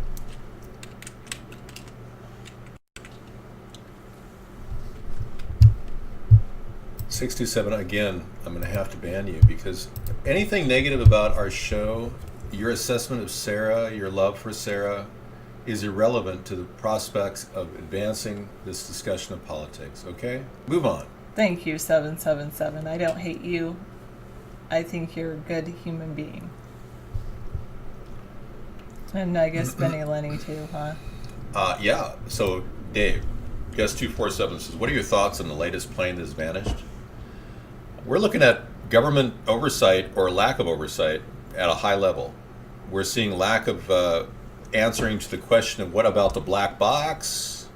Apparently nobody at the NTSB is responding like it even cares. We've seen a lot of cover-ups upon cover-ups, so yeah, we've got a lot of people to have questions and we don't have any answers. It's kind of strange, considering America has great surveillance of the airs above the skies, and we have second-by-second surveillance. So if anything drops out of sight, we would see it in surveillance. It's absurd. Now, weather will block the visual sighting of that, but it will spot the beacon. And the weather pattern, I understand was getting really bad. And he was asking for approval to get up above the clouds or below the clouds or something. And that's when they lost the flight. You doubt the plane ever existed? It may have been dismantled and turned into a Disneyland game ride by now. Hello everyone, here I am in our bathroom. I am getting ready to Oh, that was a wrap good one, yeah. Hello everyone. That's a good one. Here I am in our bathroom. That's still on your site. Getting ready to grout a Wait, tile how can I job I did close this? yesterday. I don't know. Wow, that's weird. The gods took it down. What about the possibility that aliens abducted the plane? I don't believe in aliens, but I believe there's a possibility that life exists outside of our Earth, but I don't necessarily believe they have the technology to do that. But there are pieces and stitches of possible evidence that show us that aliens could very well have hijacked the plane. And what about all the missing planes of the Bermuda Triangle? A lot of questions, not a lot of answers. Would you like to talk about some of the stranger things that happen in our world that we can't really get to? Can't really find out for sure? Now, this was a video that Meow TV sent me a long time ago of fake alien pictures. Remember that one? Oh, right. Obvious fake alien pictures. But there's some pretty credible UFO pictures, and I actually saw a UFO, or a series of UFOs. Hello, Uncle Lester. I saw a series of UFOs in 1967, and MUFON, the organization dedicated to these are fake UFOs. Yeah, MUFON actually categorized the same site that I saw, the same UFO sighting that I saw, and they got over 200 people in that time period saying the same thing I said. I saw about 40 discs in the sky. What does MUFON stand for? Something UFO Nation. Let's pull it up. MUFON. Yeah, I don't want to misstate their origins. Here's the MUFON home of MUFON. This is where they document almost... Mutual UFO Network. The Mutual UFO Network. They document over 600,000 sightings of UFOs since their inception. MUFON.com. But yeah, there's ample evidence that... When did you see this? I saw it in 1967. It was June of 1967 over Orange County, California. I saw about 40 discs in the sky, moving in tandem, rapidly, not like birds flying in a V pattern, but rather moving dramatically like this, shifting. About 40 different dots in the sky, yeah. They were all wedges. Each one was a wedge. And I went into the other room to see if anyone was in the house at the time, because I was 7 years old. And I came back to the room and it was gone. And then you and I saw something very strange above Oak Harbor one day. Sarah and I were out for a walk. And we weren't the only ones that saw it. We two other people were standing next to us saw it. Mm-hmm. But we were out for a walk in Oak Harbor, Washington, and we looked up and we saw this massive blimp the size of the Seahawks Stadium. I mean, it's huge, sitting above the air. It was just sitting there. And Sarah thought it was just a regular blimp, I think. And I said, no, that's too big to be a blimp. At first I thought it was helicopter. Or a helicopter, yeah. Okay, well, And it it was doesn't hovering. sound like a blimp would be out here. Why would a blimp be on Whidbey Island? Well, we did see a blimp of sort, but it had a video cloaking capability because I looked away and I looked back and it was gone. Within almost 1.5 seconds, it was gone. There's no physical way in which that thing could have moved out of my line of sight within 1.5 seconds. I don't know what it was, but it was very strange. And a video cloaking capability is something that many people believe the American government has actually developed and have capabilities that they can make things disappear in the sky by sending a projected image of the background onto the image. So if you have a video camera behind the blimp taking a picture of the background and you've got the ability to project an image onto the blimp disappears. Voila, no blimp. Video cloaking capabilities have been available for over 30 years now, so I don't know, man. Oh, nothing makes me crazy. I eat products that most people wouldn't think of eating. Like I just finished 3 oysters.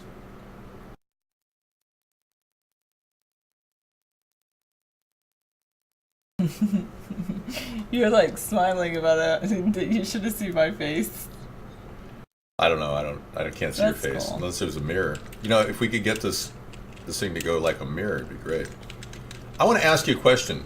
Came to my attention that a TV set at the recycler was taken back after just 2.5 years. It was a Samsung LCD screen, a state of the art. And some guy brought it over there. It's some guy who looked kind of like he was a rocker or something. You know, hey man, this thing's not working, dude. And I said, seriously? Yeah, I called the company and Samsung won't guarantee it past 2 years, dude. And there's no way I can replace the components. It would cost more than a new one. I mean, literally, once it goes 1 year out of warranty, you got to take a brand new LCD TV down to the recycler. That's what's happening. They're turning everything out to make garbage real quick.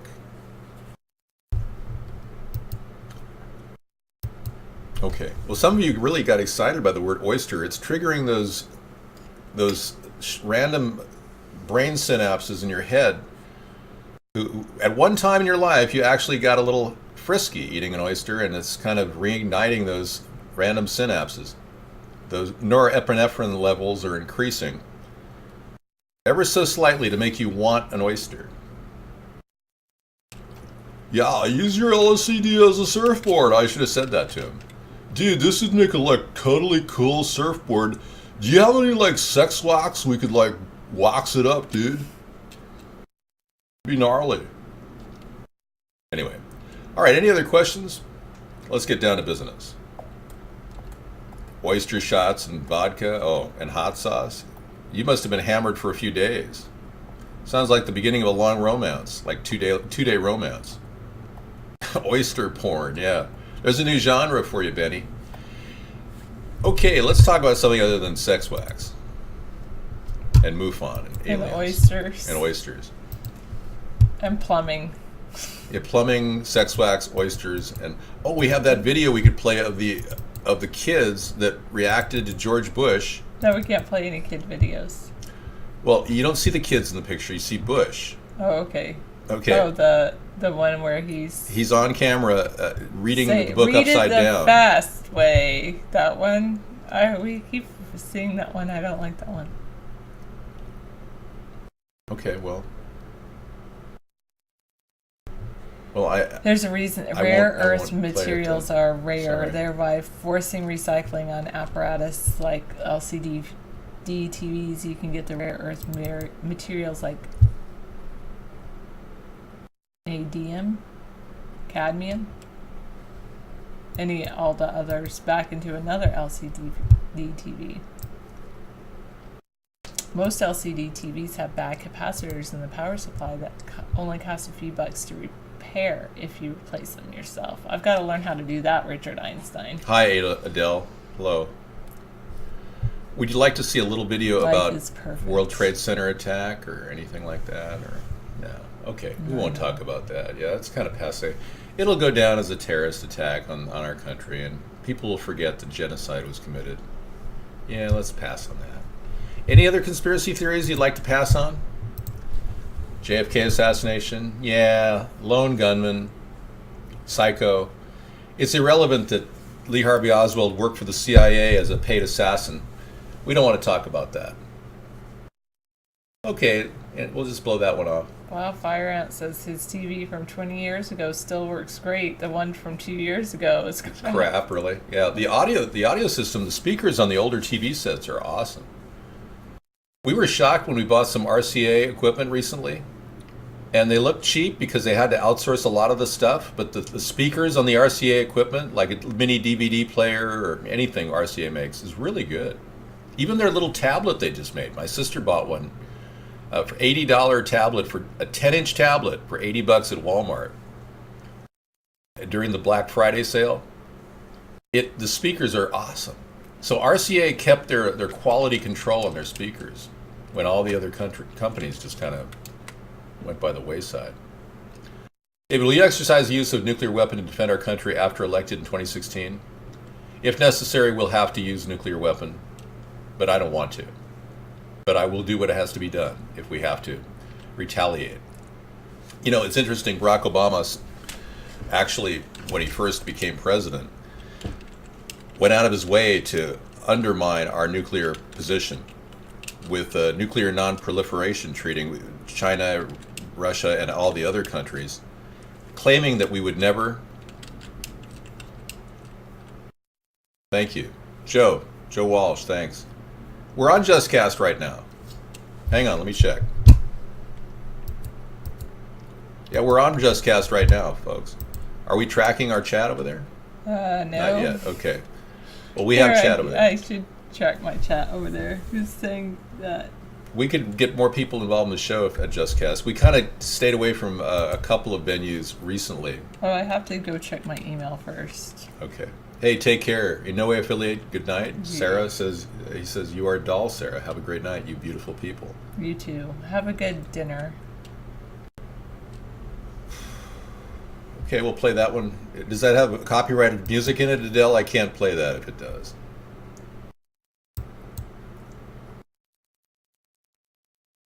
All right. Well, I have had that once when I ate like a really hot pepper from like Mexico one time.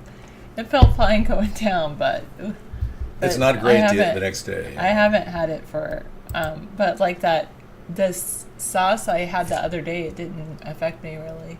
Oh, really? It's called 100% pain. It did affect me going down though. Oh yeah, that was really wild. I have going to make down. a new account. Well, maybe the habaneros go down hard but come out better.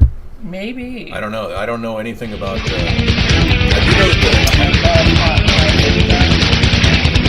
History buffs, monarchists masticate, truth seekers cheer. He's the spaceman with a view from space. AM 640, Toronto Radio. Well, we got to call space on AM 640, Toronto Radio. And a view from space. Thanks so much for the emails.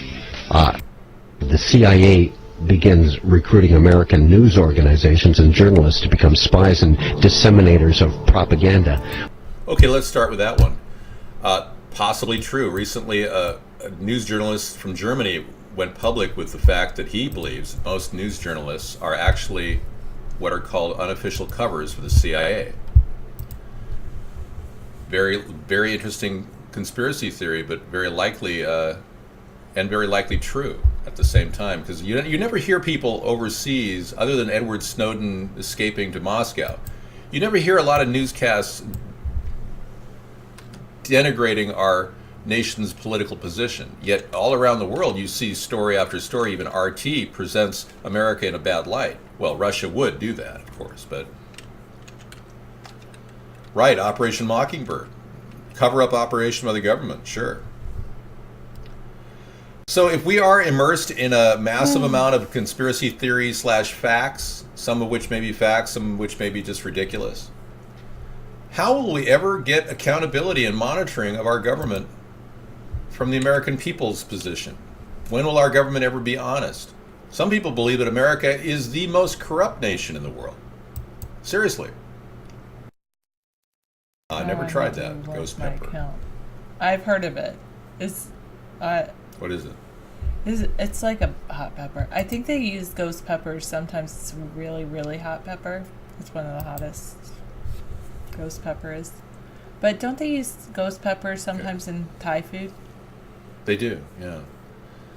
But I think it could be the existence of digestion. I've noticed if you cook peppers for a long, long time on the stove, it'll lose that really spiciness that's so bad and causes irreparable damage to your body.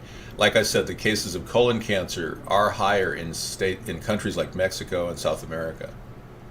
So the use of peppers in and of itself could be very dangerous. But in general, I think they're good for your diet in general. But okay, any other questions about peppers or jalapenos or habaneros? We have a Chipotle question. Okay, let's move on to some of the less important things, like, do you think that Sandy Hook was a fake? Now, a lot of people won't come forth on this, but then a lot of people do believe Sandy Hook was just a complete false flag attempt to take our mind and put it in the gun control area. Maybe? Really? Yeah, Sandy Hook talk. Let's bring it on, Benny. False flag, you think, Benny? A lot of people feel that way, yeah.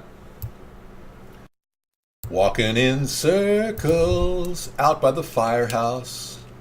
A lot of people are very shocked that the stories that were spun out didn't make any sense. People that were claiming to be in the know, having spent time with the kids, walking in circles, it's kind of bizarre, but there's always that famous circular walker. Right. Walking in circles. I usually have his face right in front of me. What's that guy? Here he is. Gene Rosen. How come he never made another appearance after this? Random shots of him walking in circles. Let's take a look. Welcome back, folks. Gene Rosen's bloops and outtakes. Enjoy. This is the guy that claimed the kids all came to his house. School bus driver picked them up. I think she had just let off some kids or was in the area. And they came inside the house and they start talking about blood coming out of her mouth. And they said, What are we going to do for a teacher? Our teacher's dead. Matt, I mean, they were so distraught. Sorry. I had all these stuffed animals for my grandson. I'm sorry. I can't listen to this guy anymore. It's just too much. Bizarre. He had stuffed animals in his house when he doesn't have any kids. Yeah. I mean, what old guy has stuffed animals in their house and they don't have any kids? Same witnesses, Boston Marathon and Sandy Hook. I know. Same witnesses at Boston Marathon. They really get around. Want to save that video. Sure. Let's take a look. Yeah, I have it in my record, but yeah. A lot of that has been saved in the archives of revisionist history, where we will get rid of all of these people. What do you think about the recent revelation? What? What? No way, they don't do that. Well, if it's true, I'm very concerned. Unknown variable, yeah. I bought some Chipotle seasoning that smelled like butt. We have been together for a long time. Yeah, 16 years. We've been together 16 years, Sarah. 98. 98, yeah. 98. It's been a long time. And you still look wonderful. It's amazing. You look so young. How do you do it? I hate chocolate, so I look like I'm breaking out like a teenager. You know, if you got braces, that would be really, you'd have a really youthful appearance. But anyway, I'm just kidding. It's a joke. They use transfer oil to fry food in Kenya. It wouldn't surprise me one bit. Does anybody know if, well, yeah, we're trying to, yeah. Let's talk about, was not a low blow. That was nothing to... What about the father of a Benghazi SEAL murder at the funeral? I don't want to go there. I don't want to go there either. Let's try, no. Bombshell, fraud exposed in the UK House of Lords. Why not? Bombshell, Lord James of Blackheath. This guy, Lord James of Blackheath, claims that $16 trillion are missing. And he believes that the people that have them control the gold from Japan. My lords, I'm going to start. I don't wish you to get too encouraged. I'm going to start with my conclusions, but I'm not. They control the gold from Japan. You know the gold that was seized from Japan, they had taken from China? This guy has his finger on where that gold may have gone. But no one really wanted to listen to him. My lords, I've been engaged in this pursuit of this issue. Well, I would play it, but it's really quite boring. Anyway. Did we watch Bill Cooper predicted 9/11? Yeah, Bill Cooper predicted 9/11. Scissor Fight is seeing more and more chemtrails in California. I will. Bring me a 2-minute William Cooper predicting 9/11 video, if you got it. Thank you. That's good. Bill Cooper was the guy who wrote Behold, the Pale-Faced Horse. I'm glad this Chipotle supposedly a CNN reporter found Osama bin Laden, took a television camera crew with him, went into Osama bin Laden's hideout, interviewed him and his top leadership, and he... Okay, incidentally, this is the late Bill Cooper who died, by the way. Came out and told everybody, within 3 weeks, Osama bin Laden is going to attack the United States and Israel. Now, don't you think that's kind of strange, folks? You see, because the largest intelligence apparatus in the world, with the biggest budget in the history of the world, has been looking for Osama bin Laden for years and years and years, and can't find him. Some doofus jerk-off reporter with a camera crew waltzes right into his hideout and interviews him. And I'm telling you, be prepared for a major attack. But it won't be Osama bin Laden. Look at this. It will be those behind the New World Order. I wonder what Osama bin Laden's targets are supposed to be. Look at this. And if they don't, you know, if this doesn't materialize in the next 2 or 3 weeks, it will eventually materialize because they haven't succeeded in getting the guns out of the hands of the American people, nor have they succeeded in taking our freedoms away. And so I can tell you with a certainty, they must do something terrible in order to stop this backlash and regain the sympathy of the mass herds of sheeple out there. Oh, thanks a lot. Another video of Sandy Hook. Okay, great. Whereabouts? In here? Just came in? Okay, great. Thank you. No, that's not funny, Benny. Benny, you're gonna have to leave.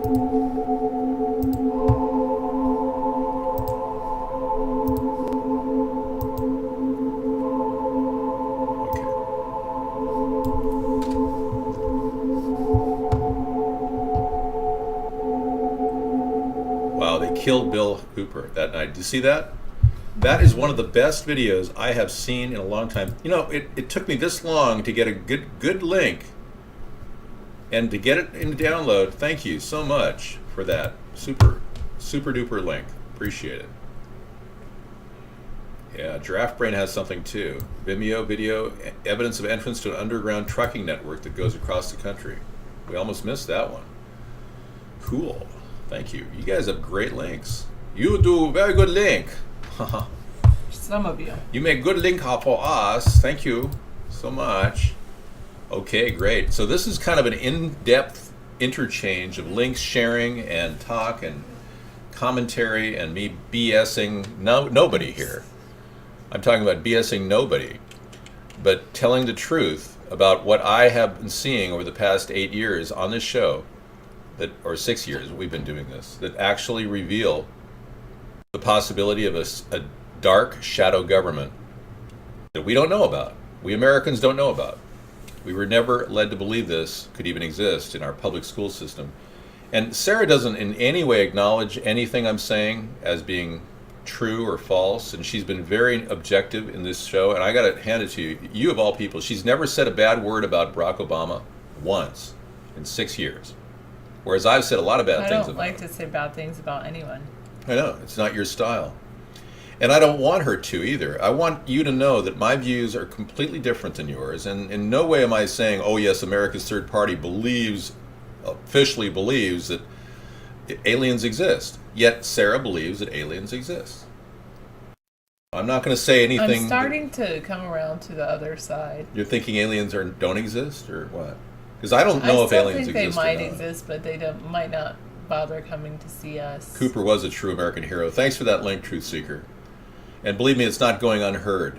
We're all aware of the unbelievable corruption that he revealed in that book, Behold a Pale-Faced Horse. Unknown variable, you can always call us. We're not going to add anyone to Skype. We did not become a shill because we became more intelligent and realized Skype was extremely vulnerable. You're right about the Federal Reserve. They're an arm of England. You know, Timothy Geithner, the former Secretary of Treasury, is actually the president of an organization, a secret organization in England. Let me pull up the data on him in a second. I'll show you.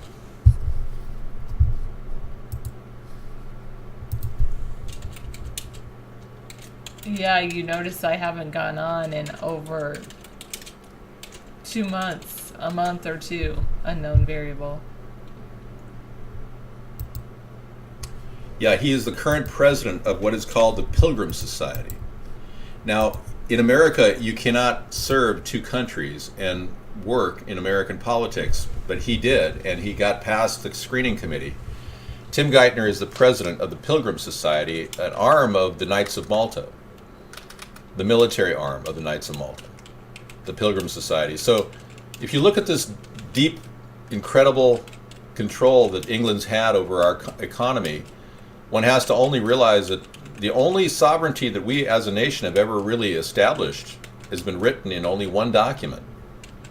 Our nation is basically riding on the predicates that were put forth in the document of the Paris Treaty of 1783, in which it states categorically that the King of England, or the Queen for that matter, is the arch-treasurer of all of the debtor nations, and we are one of them.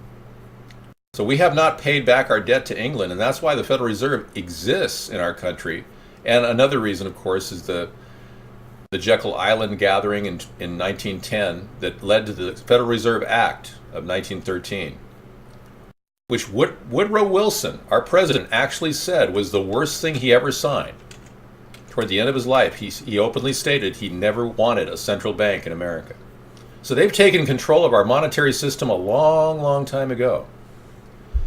It's not London, it's Rothschilds. It's the people that run the secret societies like the Pilgrim Society.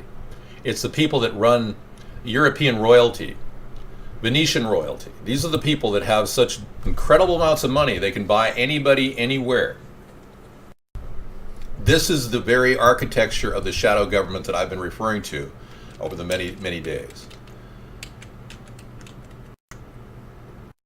308 made a great question. Don't you think that doing a minstrel skit with blackface is going to in some way harm your credibility?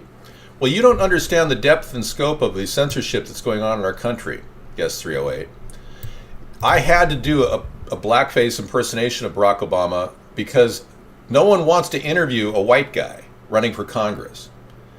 We need to go directly to the head of the snake to go after it in order to realize that we've been led astray by a black president using his blackness as a shield against true inquiry and questions into his acts and all of his behavior as president. We've been going real light on this guy because he's black. And the first thing I needed to do is do a parody of him. And I have a right as a presidential candidate, or anybody for that matter, to impersonate our president, regardless of his color.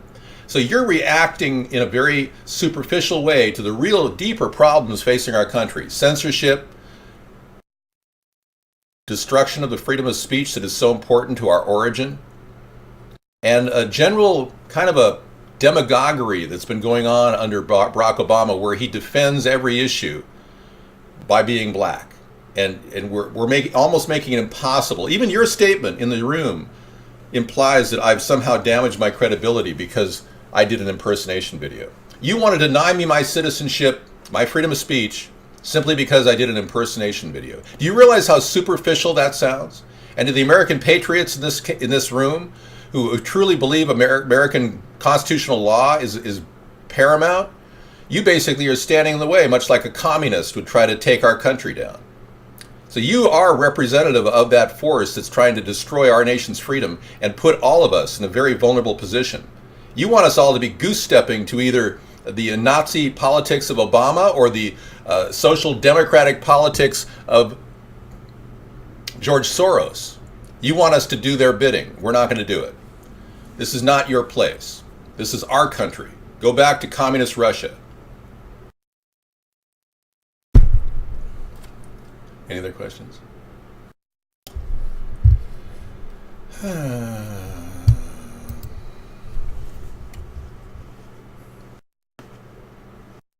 Brian, no, you're taking it easy on Obama because he inherited a disaster. Obama didn't inherit a disaster. He's created a disaster. Our economy is now completely fake. Everything about it is fake. The Wall Street numbers are fake. The printing of money by the Federal Reserve to cover their credit debt is fake. Barack Obama's response to everybody by using a teleprompter is fake. We've got false labor statistics right now of 6%, 6.6%. Yet 92 million people are not looking for unemployment. I don't know about you, but not looking for unemployment sounds like unemployed to me. Yet they don't count. Our real labor problem in America is like 33% unemployment right now. So don't believe any of the statistics we're seeing. It's all propaganda. We're living in a Soviet-style world that's living under the assumption that everything's fine. There's nothing more dangerous than people sitting around going, well, give Barack Obama another year. He inherited a real disaster. He is the disaster. And it gets worse every single day he opens his almost imbecilic mouth. Look, for example, I'm going to use your logic here and pry a little deeper into your head. Now, you may be a social liberal and you're saying, well, I want Obama to create government jobs. Well, when asked, should the government create jobs, and Obama didn't have his teleprompter, his response was, which is unbelievable for a liberal Democrat to say this, the government isn't responsible for creating jobs. That was his statement. He doesn't want the government to create jobs because he's in the back pocket of corporations who would rather outsource labor to New Delhi. Just like his job czar, Jeffrey Immelt, who essentially is just that, the CEO of GE, who fires American citizens to hire people from New Delhi. He did so in 2010. He fired 25,000 U.S. employees and hired 25,000 New Delhi employees at 1/3 the cost. So yeah, he's not the sharpest tack on the block there, Barry. Barry isn't. So anyway, I'm going to stop talking because I can talk all night long. I'll be right back. I want to do something here. Put this game away. Wow. Most people know both sides of every story and just pick one when it's convenient for them. Not that they are ignorant, but some are. And some, it's more about, that's pretty interesting, trolls are.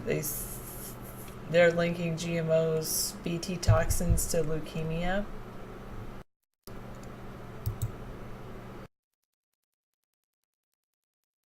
They deny service to a town across the river, even though they have an FBI in one town. I don't know. That does not make any sense. 375.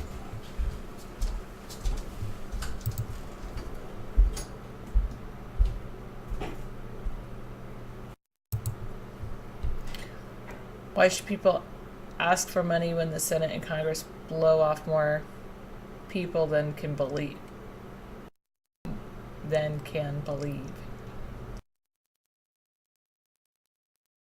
I don't know if people should ask for more money. I think that money is...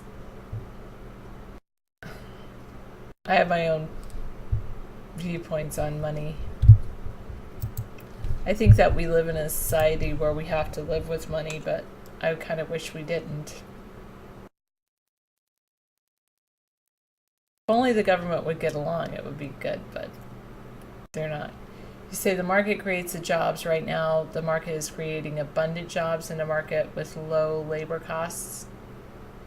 Oh, right, in markets with low labor costs. That's not the case in America. We don't have low labor costs here in America, so everybody goes to overseas. And then the other thing is, if they can get automation, then they don't need any labor.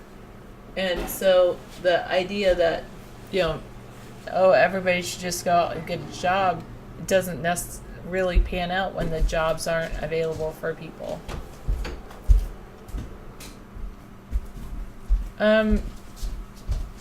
Money is based around oil and gold, but it's not necessarily just about oil and gold. It's more about control. UK 121. I didn't really think there was anything to this whole numerological connection to 9/11. I never thought there was a huge numerological connection, but the more I began looking into the whole thing, the more I realized that... I dislike anybody robbing people, including TV preachers who try to get through people's... Check out this. This is the Order of the Garter, an organization in England. And it's called 9/11, the Order of the Garter. Isn't that interesting? That's the number of their order. And Queen Elizabeth is one of them. The Eastern European royalty that I was telling you about, the nobility in the background. These are the people that actually... I'm not saying they had anything to do with 9/11, but I mean, isn't it interesting to see a numerological match like that? And then 9/11 occurred when Chris Stevens got killed a few years ago in Benghazi. Isn't that interesting? Right. It's a central theme in progressivism that the government is the solution. And I defend that argument that progressivism is not as bad as you might think. The problem with government being a solution to anything is that it gets bigger and it doesn't monitor its size or the corruption that's causing problems. We should have been able to downsize welfare by now. After FDR's New Deal and the progressive movement's implanting of social democracy and socialism in our society, we should have been able to cut back on it, but that's the problem with socialism. It doesn't have any apparatus to trim its massive largeness. That's the bottom line. We need the ability to question our government. I should be able to question, you should be able to question the EPA. Have they cleaned up any Superfund sites in America? No, they haven't. You never hear about the EPA cleaning up any Superfund sites, do you? We've got 7 Superfund sites on our island right now from spilled jet fuel, yet nobody's ever cleaned that up. I've met women in our area that have had miscarriages because they've been drinking tap water. No one talks about it. Well, frankly, the farmers are going to get welfare because they actually need to feed their family. But we have a plan, and this is part of our hybrid capitalist approach, is to get the farmers to grow food with the money we give them to not grow food. You see, it makes no sense at all to give a farmer farm subsidies to not grow food. No, David does not like Ayn Rand. The Superfund sites are not all welfare. In fact, they're not even being cleaned up. Nobody's making any money on these. A lot of them are toxic waste dumps. The Tarsus Club, an annual group of elitists. Thank you. See, I need to know this stuff. You guys are great. A lot of you go out of your way to do the due diligence to get these little links here. Thanks, Scissor Fight. It's a lot more than just fluoride. Well, basically, 644, if you know anything about like cell replication, when cells replicate and DNA replicates, then what happens is you have these DNA strains binding together to make the new plants. And when you talk about GMOs, what they've done is they've manipulated the DNA strains. And so it's like if one GMO came over and was to form with one that's normal, they would meld together and then they would create a new, whatever's remaining would be infected with, in a way infected. It's not really infected, but it would have part of that strain from GMO. Good night, Benny Lenny. Benny Lenny, we're going to unban everybody at the beginning of the year. So January 1st. Tomorrow. Well, no. No, tomorrow's not the 31st, but January 1st will be unbanned at the beginning of the year. You won't be able to make it in until then. January 1st. But GMOs are cross-contaminating with other naturally grown food items, and it's out of control. Now, Sarah presented information to me saying that wheat has never been legally GMO. It's not legal to have GMO wheat. However, there was some wheat that was being GMO. There was some testing of certain GMO wheat, and it's not legal in the U.S. Right. However, because they said it's impossible to stop the pollen from spreading in the air, this GMO wheat was being grown at, I believe, the University of Oregon. It was somewhere in Oregon, then they found traces of that GMO DNA, the GMO wheat DNA. They found traces of it in Montana. And farmers in Montana actually sued, I think it's Monsanto, for allowing it to be released. Thanks, guess 1, 2, 3. Because it's still illegal. It's still illegal to grow GMO wheat. Okay. You're right, and I'm right. And it is cross-contaminated across the country. And there was a big court case. Yeah, I heard about this movie. Thanks. There was a big court case that was fought in Canada. A farmer had his corn cross-contaminated with GMO corn, and Monsanto sued the heck out of him, and they won. This guy has to pay Monsanto, even though his corn got hybridized by the GMO corn from being next to it. He still has to pay Monsanto for the seeds that he produces on his property. Now, I promise you all this, I will turn the whole GMO problem into an issue for the country to resolve. I believe the Justice Department can use recent Supreme Court legislation to go after the Monsanto Corporation, claiming that if the Supreme Court declares that human beings cannot be patented because we have carbon in our system, if they can create silicone human beings, they can patent them. But the same precedent is used against organizations like Monsanto from patenting anything with carbon in it. We use that as our precedent. And they're trying to patent all of these GMO carbon-related products. They even went so far as to call them organic because they had carbon in them.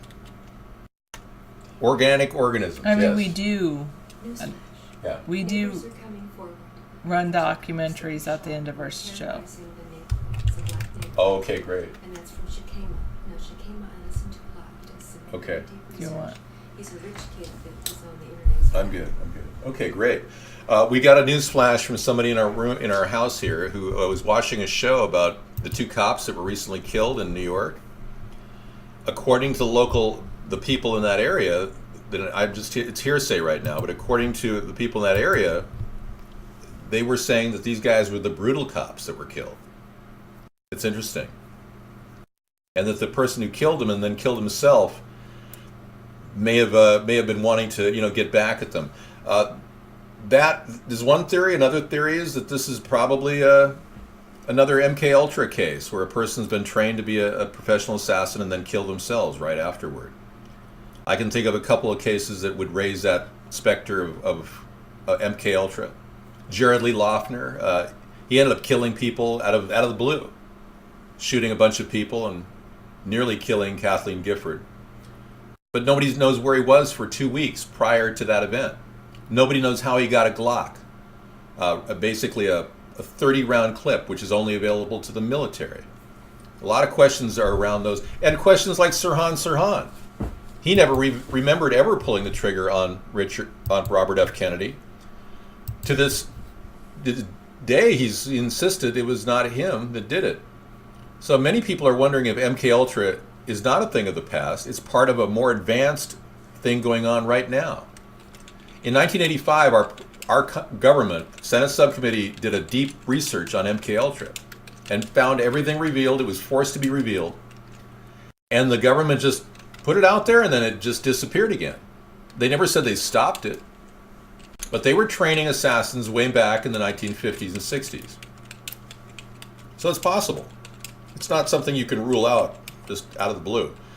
Even cases like Mark David Chapman. They claimed he was reading out of the book Catcher in the Rye, reciting a passage from it over and over again, which is a classic example of an MK Ultra victim. His wife claimed that they never bought the book Catcher in the Rye, as she never ever saw it in his possession. There's no record of him going to the library and getting it. Yet he killed John Lennon with this concept going over and over again in his head, this J.D. Salinger book, Catcher in the Rye. No proof at all that he was possessed with this until he was gone to Hawaii, and for about a week, he came out a killer. 1 week away from his wife, and he comes back a killer. So when you get a couple days with a person with heavy-duty amphetamines pumped into their body, anything's possible. Look at Jack Ruby. Killed the one guy who would have said he was an assassin for the CIA, Lee Harvey Oswald, who worked 4 years as an assassin working on the project to get rid of Fidel Castro. This is all public knowledge. His girlfriend went up forth with it, the whole thing, but no one in the media has ever mentioned that Lee Harvey Oswald worked for 4 years for the CIA before he killed President Kennedy. And even John Kerry has gone on record saying he didn't believe Lee Harvey Oswald acted alone. So there's so many questions about these patsies that are put out there to take out individuals and then kill themselves or get killed by Jack Ruby. Jack Ruby, by the way, was drugged up on amphetamines big time when they hauled him in. Completely high as a kite on amphetamines. Back in the day, it was one of those things they popped like candy. They were called whites back in the 60s. People had them for diet pills. But you can control a person's mind on heavy-duty methamphetamine. You can make them do bad things. And this is what the government doesn't want us to know. So many great people have been assassinated. And even recently, we've got people like Michael Hastings, the famous journalist, dead. No longer can he tell tall tales. He was working on a project to reveal that the CIA was at the Benghazi location. And he's gone. All his work is gone. When are we Americans going to step up and go, something's got to change?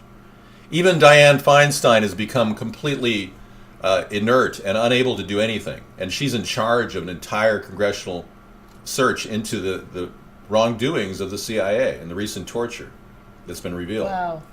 And Dianne Feinstein is seemingly tied. She can't do much at all. Some of the top people in government can't have any oversight over the things that they're supposed to oversee and monitor. Wow. So we've got an organization that is now being sued in The Hague for actions that they committed in Iraq and other areas. And the American people have no arm, no governmental arm to have oversight over a rogue group of people that was created in 1936. At the same time, other organizations were created in America. The same time the CIA was created, an organization called the Exchange Stabilization Fund in the Treasury was created. A veritable secret trust fund for financing operations within the government. And FDR knew all about this. I'm working on a video right now trying to show a parallel between America right now, circa 2014, and Germany, circa 1929, 1935, 1934. We're seeing a very similar series of events occur. We've got a Department of Homeland Security, just like Hitler had. We've got an organization like the CIA doing the kind of things that the SS and the Gestapo used to do. They actually go by the same name. Advanced interrogation techniques.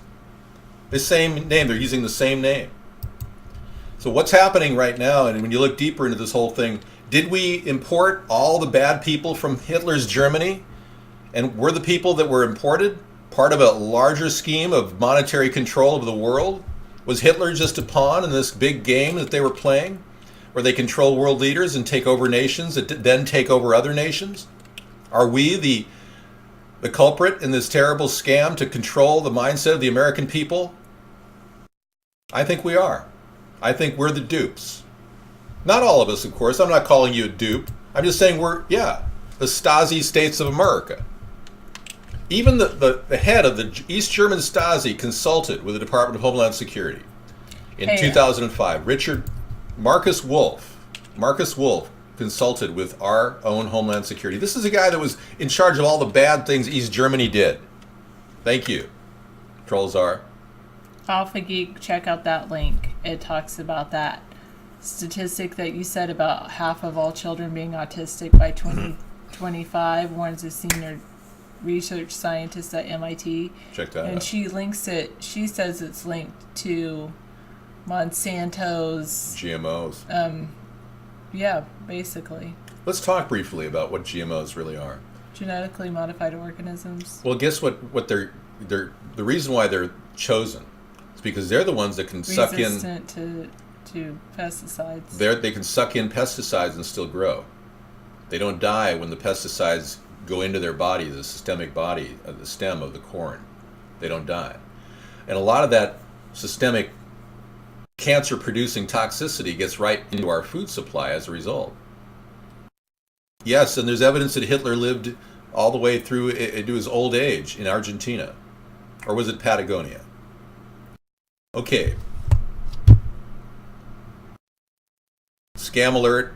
People clicking something into malicious malware. Yeah, don't click on every QZ78501 link. Thanks. I won't even click on that link because I'm afraid I might get a malware. Thanks a lot. Okay. Yeah, Berliners full of glyphosate. Oh, poor Boo Boo Kitty. Yeah, that's true too. Boo Boo Kitty, you get sick from eating food, and they want to put her on a feeding tube because her diet's so limited. Oh my gosh, Boo Boo. You are environmentally stressed? Would you call yourself a person suffering from ESS? Yes, Alpha Geek. And I read what you said earlier about how this has been in play a long time. The chess game has been in play a long time. No, I don't think we could classify zombies as people starving to death. Those are people trying to live.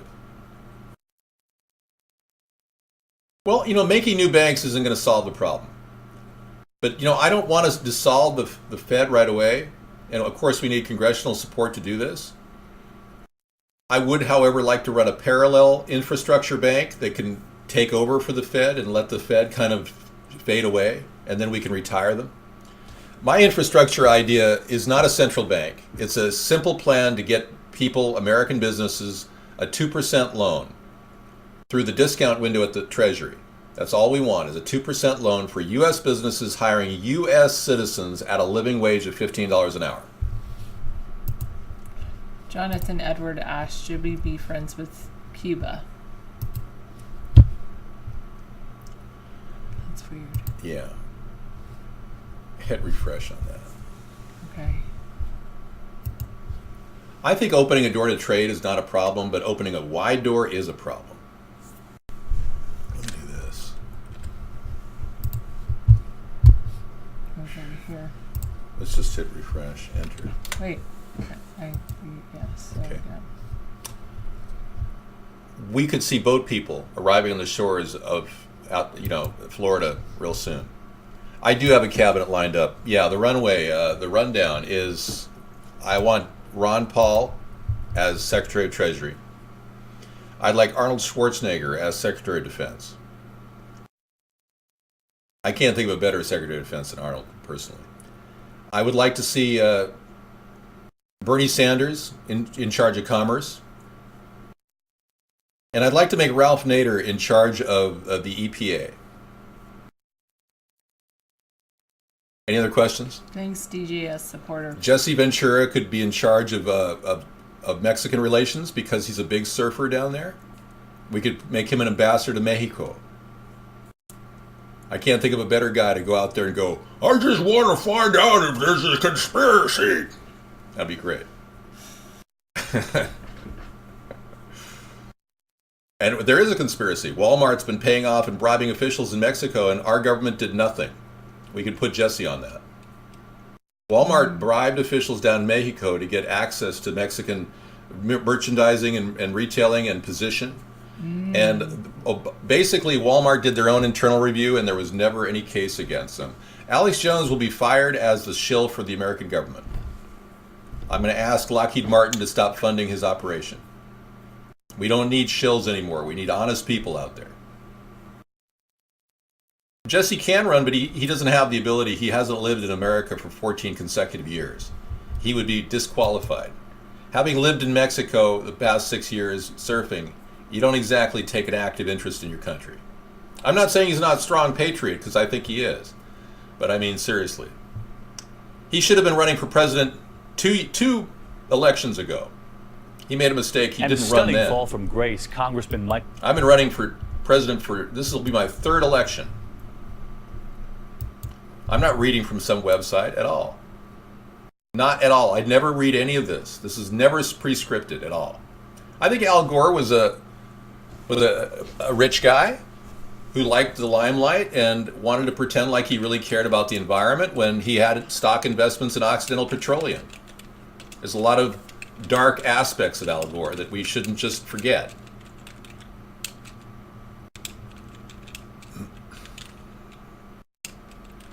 All right.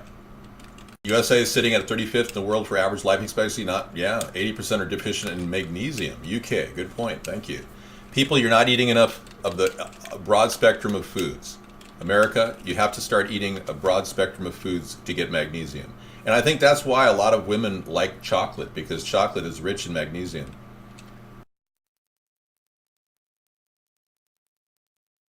I think Ron Paul's got a lot of America in support of him. I think probably 25% of America supports Ron Paul. I think he's got potential, even as a candidate himself, if he wants to run in 2016, but he's getting a little old. And frankly, this is becoming a very, very difficult job coming up in 2016. It's not going to be good for older guys to take this on. You need a lot of energy to make this happen. John Cena? Really? Yep. Jesse's good for exposing the truth. Hidden cult, they fear. That's right. Jesse's been very good. Like I said, I put him on all kinds of conspiracy issues. Jesse could lead a task force in figuring out if the 9/11 was indeed a terrorist act, or may have been an inside job. I'd like him to do that. Nicolas Cage would be probably, I don't think he'd be he would be a problem. He'd probably agree to being a participant on a panel to get tax reform going. I don't know Jill Stein well enough to make an opinion of her. Jonathan Edward. 937, we're on JustCast right now. Come into our room. 1963. Go into our room right now. We have man. all of our original ideas on our website. 937, go to our link right now. God, dude. Yeah, check out our website. But no, seriously.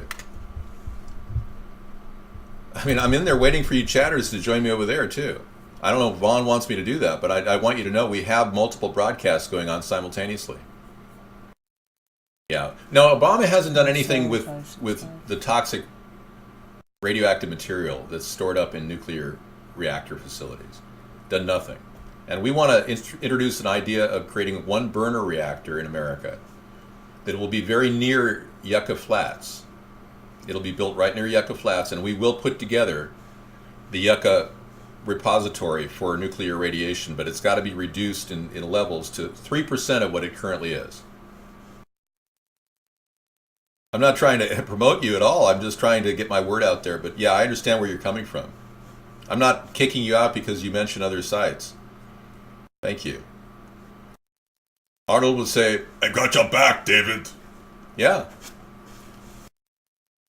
And I don't have a problem with him, having Mildred and the godchild living near Washington, D.C., so he could help me. Yeah. I moved Mildred and the godchild over there in the D.C. and the Massachusetts Avenue in the nice apartment condominium. Well, that's great, Arnold. I'm glad you're able to spend more time with them. Yeah. Maria, she and I are talking now. That's good. Okay, I'm having a conversation with Arnold in my head. In your head? Yeah. An imaginary conversation with Arnold Schwarzenegger. Okay, I think the fact is we have to look deeper.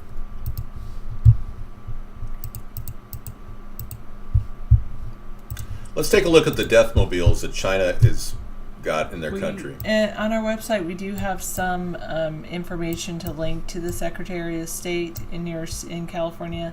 Yes, in California, when you register to vote, if you can put under there that you prefer America's third party, then that would really help us out. So you guys can start that process, right? It's going to take 1 million people to get me on the ballot in California. Maybe even 1.5 million. It's a tough state to crack for a minor party, but thank you. No, I'm not on the ballot in Iowa, and I want to be. If you guys are from Iowa, you can go to americasthirdparty.com and just go down to the middle of the page. There's an actual ballot linking to a document you can print out. It's actually a petition to get me on the ballot document right away. That's down there, and we will pay you $1 per signature. On Iowa only, only 150, only up to 150 signatures per county. 150 signatures per 10 counties. There's 10 counties. We need 1,500 signatures, but it can only be a maximum of 1,500 or 150 per county. $1 per signature. That's our standing offer to anybody in Iowa. We would really like to get on the ballot in Iowa, and if we do, it could make the nation media. The media would pump us to the top. There's a good chance if we got on the ballot in Iowa, this would be the game changer that we need to get into the mainstream media. So you're getting signatures at the DMVs in Arizona? Wow. Shrek has already started getting signatures for us in Arizona. Thank you, Shrek. And I want to remind everybody that I've got some really cool posters up that I can send you guys a box of posters right now. That would be good. For $30 donation anywhere in the country, you guys can get this. We need your help to do so, Jonathan. We've got posters that can go out, a $30 large. Basically, I incur the cost of the box, the stakes, and the posters, all for $30. We don't have any money going toward donations, really. It's just to get the word out there. We're not paying anyone for signatures in any other state besides Iowa. Just Iowa. But this $30 donation, just put your address in there, and we won't even record it. It could be like a donation under $50. It doesn't have to be recorded. I then send you 7 signs and 7 stakes. They're 10 by 20 signs. That's just a way to get our name out there and help get the virality going for this party that we so desperately need. Bottom line is we're a centrist party dedicated to getting to the answers, the truth in government, asking the big questions like GMO issues or our foreign policy, why we are continuing to promote war in America as a country. Why don't we pull our troops home and guard our border? These are the issues that are important to us. We don't want war. We're non-interventionists. We want to get our country back on track. I don't support a national gay marriage law, but I do want to protect any gays from being discriminated in the workplace. I don't support a national same-sex marriage law because I don't think the government should have any marriage laws. I think there's a separation of church and state that has been breached, frankly. I think the government's too involved in our spiritual life. But this is a bus that really does exist in China, where they've got multiple buses like this, where they actually drive right up, haul somebody in who's a debtor or any kind of a felon, committed a drug felony, would get you executed in this bus, and then they harvest your organs. Her hair is gorgeous, isn't it? She washed it last night. It's the braid sheen spray. Yeah, this morning I washed it. Did you spray it? I washed it with like a mane, like mane and tail. Mane and tail, the shampoo. Is the shampoo I use, and then I use the Infusium 23 is what I use for. And as one of the things I did say, I was thinking about this as far as people talk about hair. When I comb it, if you have really long hair, always start from the bottom and then comb it up, going up, because don't start from the top, because then you create knots like right here. You have to start from the bottom, and then you don't have any knots. And then another thing is when so I comb my hair first, and then I wash it, and then I don't comb it after I wash it. Because when you comb it after you wash it, then it doesn't want to curl up on you, it wants to frizz out. So don't comb it or brush it after you wash it, even when it's still wet. Yeah, her hair is really pretty, and her whole family has great hair. And then the other thing is, David was showing, I use this, today I just use leave-in conditioner because I'm pretty lucky with that, but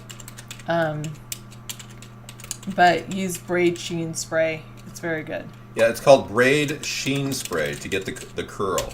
Yes. And anybody can turn limp curl out of into basically curly hair. It's made by African Pride.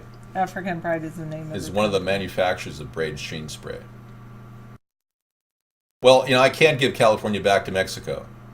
We got to make sure that the Democrats don't get reelected in California.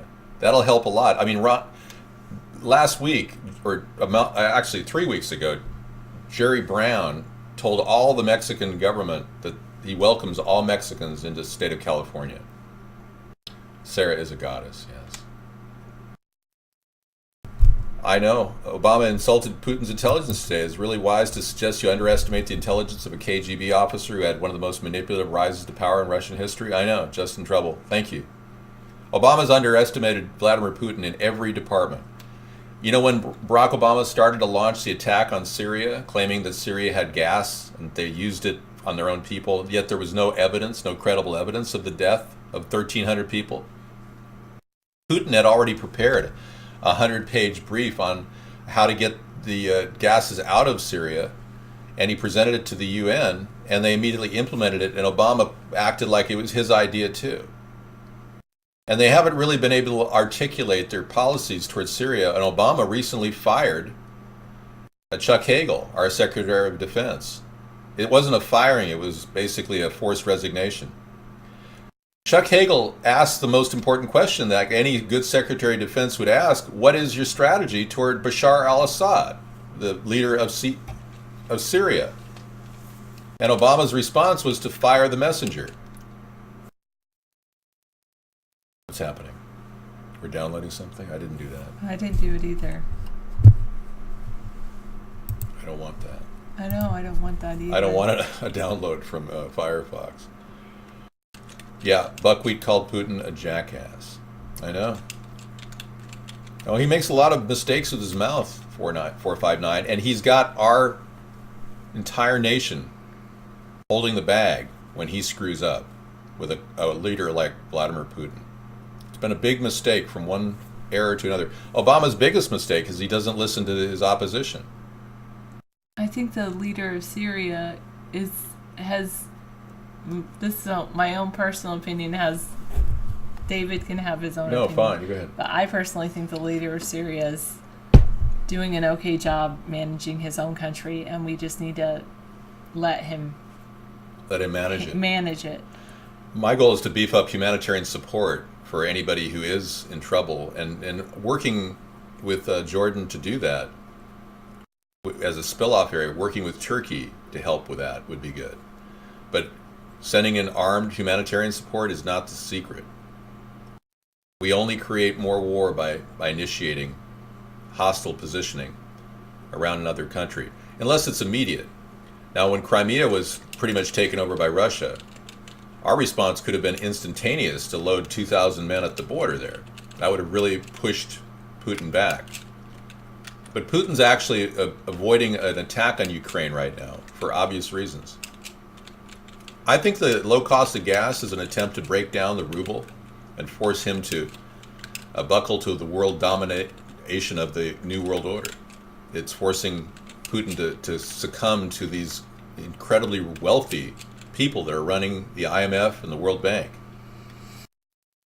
I'm not here to talk in a positive or negative sense about Putin at this point, because I think we have to look at an opportunity for some point along the lines of the next 5 years where we can have a summit and rework a strategy for peace. There's no need for our two countries to be so apart and unable to talk.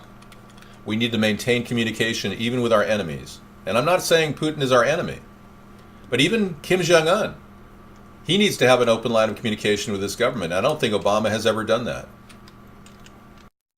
Israel wants Assad replaced by a puppet government. That's their intent. Yeah. And if it's Israel's intent to do that, then they're behind this. We cannot be their puppet. We cannot be the 9/11 police force around the world. It can't continue. We have to help our own people now.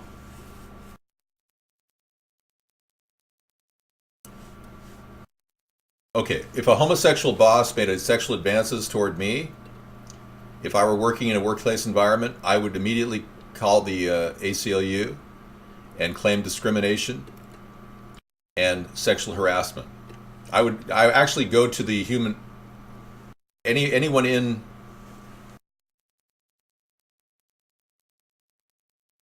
human relations could solve this problem fairly quickly. Are you being attacked for being gay? Are you being approached for being heterosexual by a gay man? What's happening? Talk to me. They're asking what happened with your friends, and they use the word boss instead of friend. I don't have a boss. I thought this person was suffering from a gay man trying to make advances at him. I think it's sad that when families of people that are gay don't accept them.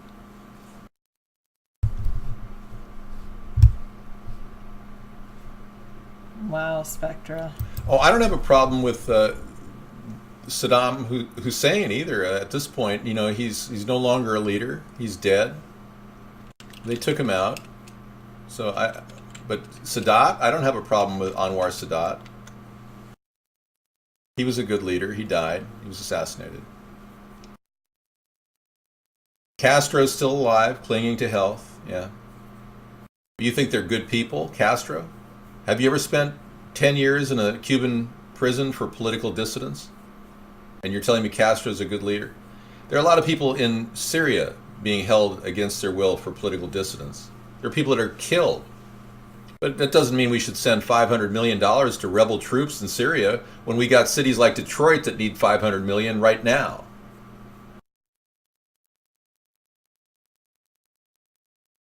Right, ACLU's never really protected the rights of straight people. Good point. I would like to get the ACLU to protect the rights of straight people against the sexual harassment by gay people. Sure, why not? But gays should never be discriminated against for being gay in the workplace. We're talking about two different things, sexual harassment and discrimination. Completely different subjects. Why waste money on Detroit? Detroit houses lots of Americans who need help. What do you mean waste money on Detroit? All you need is love. Do, do, do, do, do. All you need is love, love. Well, according to China, all you need is a deathmobile. And it would get rid of any of your dissidents right there. So we're not China. And we don't want that mentality to take over our country. But it seems like this lack of concern for human rights has somehow penetrated the Obama administration. And he's allowed just as much rendition and torture around the world as Bush did.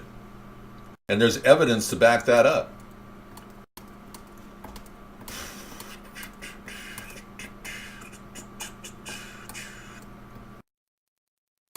Thank you. You're talking about, the lady, what about her, Asset DJ? This is the anecdote about Nancy Cartwright, the lady who plays Bart. I met her in UCLA in 1977, and people told me that she was 17 like I was. Turns out she was 20 when I met her. I had no idea. She said, oh yeah, she's like 17. She looked like a 12-year-old girl. And she was sitting on the floor of her room at Sproul Hall, and she looked up at me and she said, Hi, would you like to play dolls with me? I'm serious. I said, no, what kind of dolls do you... You have funny voices, and you make all kinds of really funny voices, eh? And I'm going, really? Okay. I thought I was with a girl who was regressing to 12 years old. She was 20 years old when I met her. And somebody said, you do voices, you should meet her. Well, she went on to become, her net worth is $60 million. She has a child, I think, who's an actress. She's amazing. So here's the moral of the story. Pursue your dream, like Nancy Cartwright did, even if it means playing dolls on your dorm floor room, okay? Hello? I mean, she's become one of the most infamous voiceover artists in American history. She became Bart, yeah. But people got her, they got her whole thing. She was really into the character. So she became rich doing it. So that's the moral of that story. Sit on your dorm room floor and play dolls until somebody makes a animation hit series out of it and goes on to become multimillionaire. No, I couldn't possibly hook up with a girl, a 20-year-old that acted like a 12-year-old. Happy New Year, DJ supporter, and I can't wait till you get home to people that really love you. Yes, I hope so too. Nancy Cartwright is the voice of Bart. Thank you. I'm just glad I found Sarah. I mean, my life would have been miserable without Sarah in my life. I couldn't imagine being with a millionaire's voiceover artist who talked like a little girl. It didn't work for me. So you're basically saying you think that Mary Cartwright had personality disorder? No, I never said that. Oh, okay. I never said that. I didn't say that either. She liked playing dolls. At 20 years old, she was on the floor of her dorm room playing with her dolls. I was like, well, wow. I'm impressed. I was like, well, nice meeting you, Nancy. Bye. See you later. And then she went on to become the world-famous voice of Bart Simpson. Casey Kasem was the best. When you're That's elected right. president, will you swear in on the Bible? Yes. I'm not going to swear on a Quran, that's for dang sure. Of course. You know the part where it says, like Kennedy added... I never prostituted myself in the voiceover industry. I'm not a prostitute in the voiceover industry, so don't even compare me to anybody like that. Go ahead. Kennedy added the words, so help me God. Oh, did he? Okay. But that's not required. Yeah. I don't mind. I'll say it. Yeah. You don't have to say that. But I don't mind saying it. I believe in God. Yeah, you sold your radio voice, and now look at you, Spectre. Now you're Mr. Radio DJ, sitting at home, thinking about your next radio show with his wife, online. Who won't let him run for president. She graduated from high school in 1976 in Dayton, Ohio. Who did? You're grateful for missing Letterman, Pipi Moffeu? Pipi Moffeu. Hello, my name is the French fighter pilot Pipi Moffeu. Oh, okay. Nancy was 20 when I met her. She must have graduated late. Yes, she was held back a year, probably. Casey Kasem. I bet she'd let you go for mayor first, Spectra. Now you're saying Gaddafi was a great man? That's a stretch, don't you think? Yes, okay, you're talking about your favorite gilf. David Nation is in love with Nancy Pelosi. Well, I don't blame you. Yeah. It's your chance. Maybe she's interested in a young guy, you know. She's married, she has a son. They travel for free on our military jets. I should know that. That's cool, Master Meatball. I'm waiting for Adele's comment. You're not a man? What are you, an animal? I'm a human being. Oh, that's why. I'm not an animal. I'm a human being. Elephant Man. Oh. John Hurt. Oh. That's what I was doing. You haven't seen the movie Elephant Man. His Not whole face for a long time. is like an elephant face. You're not a number, right? You're Batman. Well, I know, Master Meatball. Thank you for holding your typing. I'm not saying. All I said, what happened to Muammar Gaddafi was out of the playbook of the Illuminati. That's all good. Hunting down a guy trying to create his own currency. Sounds like the kind of thing the Illuminati would do. Basically, Muammar Gaddafi was creating his own currency using gold and oil and water, all kinds of money to back it. We never did track where all that money went right after Libya. And I think the only person that really did know it... Yeah, it was John Merrick. John Merrick? Elephant Man. Oh, I thought it was James Hurt. I'm sorry. John Merrick. Thank you. Elephant Man. My mistake. I didn't make you any stoner than you already were a stoner. Well, the thing is, sometimes... I Good mean, point. I'm not a stoner, obviously. I never touched anything. But sometimes when I listen to your voice, it takes me to another dimension. Really? Out of this world. Yeah. Like, yeah. Well, how do you know I'm not channeling with countless other spirits in the spirit world of the reptilian kingdom? I'm just kidding. It's a joke. I'm just an average guy who likes to, talk about things on a nightly show. It's no big deal. But that's very nice of you to say that. It makes me feel good. I got a warm, feel-good feeling just now. It was like... I know. Can't you see it in my face? It's I like know. I'm going somewhere else. The reptilian kingdom, yeah. Okay, we got You went to 1 million elementary miles on school 8 with grams Nancy? of thorium. We could bring that up on our... What happened in fourth Click on grade? that right there. Oh, you can't moved away. Okay. Yeah, we'll bring that up on a Technology Thursday. Thank you. think Car I will. runs on 8 grams of thorium. The same thing that the Bloom box is made of. That Bloom box, remember we talked about it?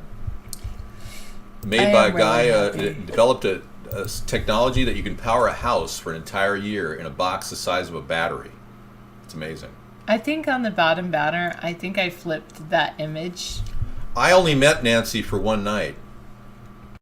It was a very short night, with about 5 minutes in her dorm room. So I don't know her. I met her once. If she remembers me, I'm the guy who looked a little weird when she was playing with the dolls and walked out of the room with my eyes rolling. Yeah, she'll remember me. I met her in 1977, 78, 77. Right around 77. My friend was in the dorm room down the 5 doors down from where she lived. I had a friend, a beautiful friend I was visiting at Sproul Hall, who said, "David, I know a girl down the way who does voices." Because yeah, she's sitting in her room going, "And this is my little doll's pecker," or whatever, things like that. And I said, "Sure, I'll go check it out." And she was sure enough, it was Nancy Cartwright sitting on the floor playing with her dolls. Whatever. I'm just making it. I don't know that she may not have said that. I look like Luke Skywalker. Well, you look like David Nation. I'm sorry, You look just like David Nation. Well, I can't believe how fast these shows go, and that's why I think we should broadcast 24/7. No. Okay, goodbye. 3 more minutes to wrap things up here, folks. How many conspiracies can I fit into 3 minutes? I Pol wouldn't Pot was not mind great. as long as it was just like watching me do boring things like lesson planning. Well, there's a few things we can talk about real quick. Was Brushing my teeth. Everybody could watch me brush my teeth all day. Here you go. they Was could Hitler watch Walt me Disney? We'll talk about that. Brush my hair. The answer is obvious to everyone here. They clearly look alike. I think everybody must know by now that Hitler was Disney. Any other questions? Let's go to another one. Have fun, Spectra.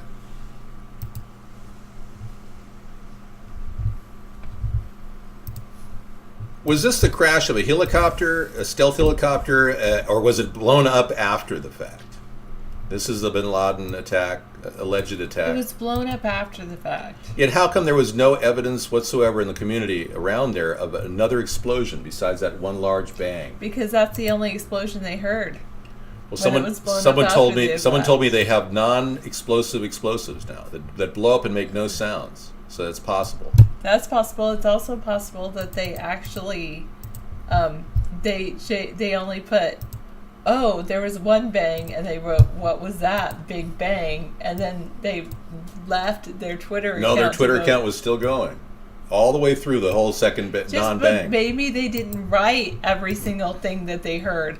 Oh, I bit my fingernail. Oh, I shaved my head. Oh, I tugged on my ear. Is there a reason why this looks like a swastika? The Denver airport, everybody. Why is the Denver airport, number one, 8 floors deep, and is the second largest airport in the country? Why is that? And why does it have unbelievable security that you can't penetrate? What's going on there at the Denver airport? Okay. They want to be able to house everybody in the mountains in case something happens to DC. Okay, that's a possibility. Uh-oh, I ran out of time. Uh-oh. Oh, it's 9 o'clock that time. Let me put my surrogate host in the show, and he's going to deliver the remainder of the show for you. Bye, Metalhead. Bye, everybody. It's been so fun talking to all of you. Be nice. Don't touch yourself too heavily. Don't take David away from us, Sarah. Let David do a 24-hour show. Thank you. I appreciate that. It's a good balance of humor and serious issues that makes your show so great. Thank you, 1-2-3-4-1-1-1-7-7-2-1-8. That was so funny. I am so happy that you came into the show. I will now replace David with a automatic voice Autobot that will respond to all questions in chat, Sarah. All right, here we go. For the Conspiracy Monday lineup, I'm going to pick a few videos here from our link library. I couldn't even tell that there's a cat under here. Sarah does make the show great, admittedly. I mean, it would be boring listening to some older guy talk about nonsense for 3 hours. I'm sure no one would listen to me. Well, thank you, Sarah, for being like here. One person says that I just read off news and I don't know. Whatever. I don't have original ideas. I don't know. It doesn't matter. You know, you can listen to critics no matter who you are, and everybody's critical of somebody. And not everybody loves everybody. I mean, you got to. It's one of the realizations you have to face in life. Yeah. Sarah is good eye candy. There you go. Okay, this is starting off with the real reason Flight 370 disappeared, which talks about the satellite reconnaissance photos that Putin took of the area in Ukraine that actually showed them staging the entire crash of the MH17 flight. Very weird stuff. I'll give you a little Oliver North being questioned about Rex 84 exposed in Oliver North testimony where it went into closed session and they didn't want to talk about it. I'll give you that interview Tim Russert did with Bush and John Kerry about their Skull and Bones affiliation, Chapter 322 of the Yale Secret Society. And that led to Tim Russert's unmistakably heart attack. He died. Right after he did that interview, I'll give you a little taste of that. Tim Russert was the guy on that morning show, Face the Nation, or was it Face the Nation, or whatever. SEAL Team 6 shooter, one of the first guys who claimed he shot Osama bin Laden. I'll show you him say that it wasn't Osama bin Laden. He didn't look like him. I'm going to give you FDR declaring war on Japan as an added bonus. Not that there's any conspiracy there, other than the fact that he did know about the attack of the Japanese against Pearl Harbor weeks before it happened. Please don't spam that troll location. Thank you. And I'll give you a clip of Benazir Bhutto claiming Osama bin Laden died years before. And then she died. Bad things happen to people who speak the truth. We got other things. Michael Hastings. I'll show you his car and how the engine was blown 300 feet outside of his car. Many people think it was an RPG that hit Michael Hastings, the investigative journalist's car. Really weird stuff.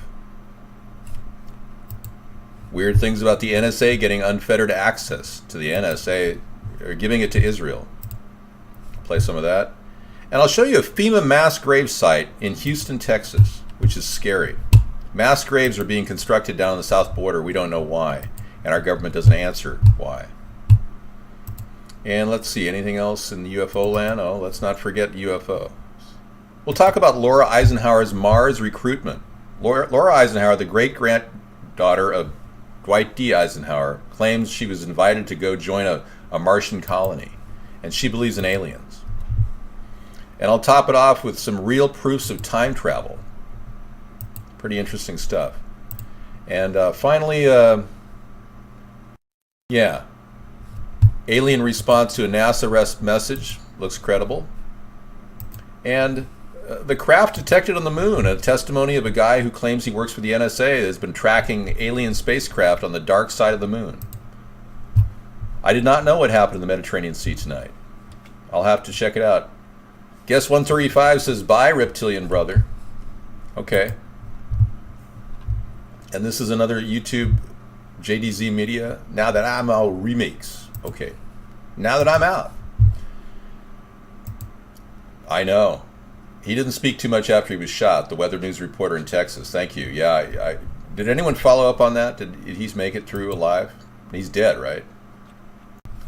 All right, good night, everybody. Thanks for coming in. It's been special. Tomorrow night is our Truth Tuesday show, where we focus more on the truth as opposed to theory. What we do know about what we don't know. The truth about what we do know that we don't know. Like, we don't know the truth about Osama bin Laden because we don't have a picture of his dead body. That's true, right? All right, take care. Good night. Whatever, not the dark side of the moon, funkin' junkie. I'm talking about the side that doesn't reveal itself to the earth. Thank you. The far side. The far side.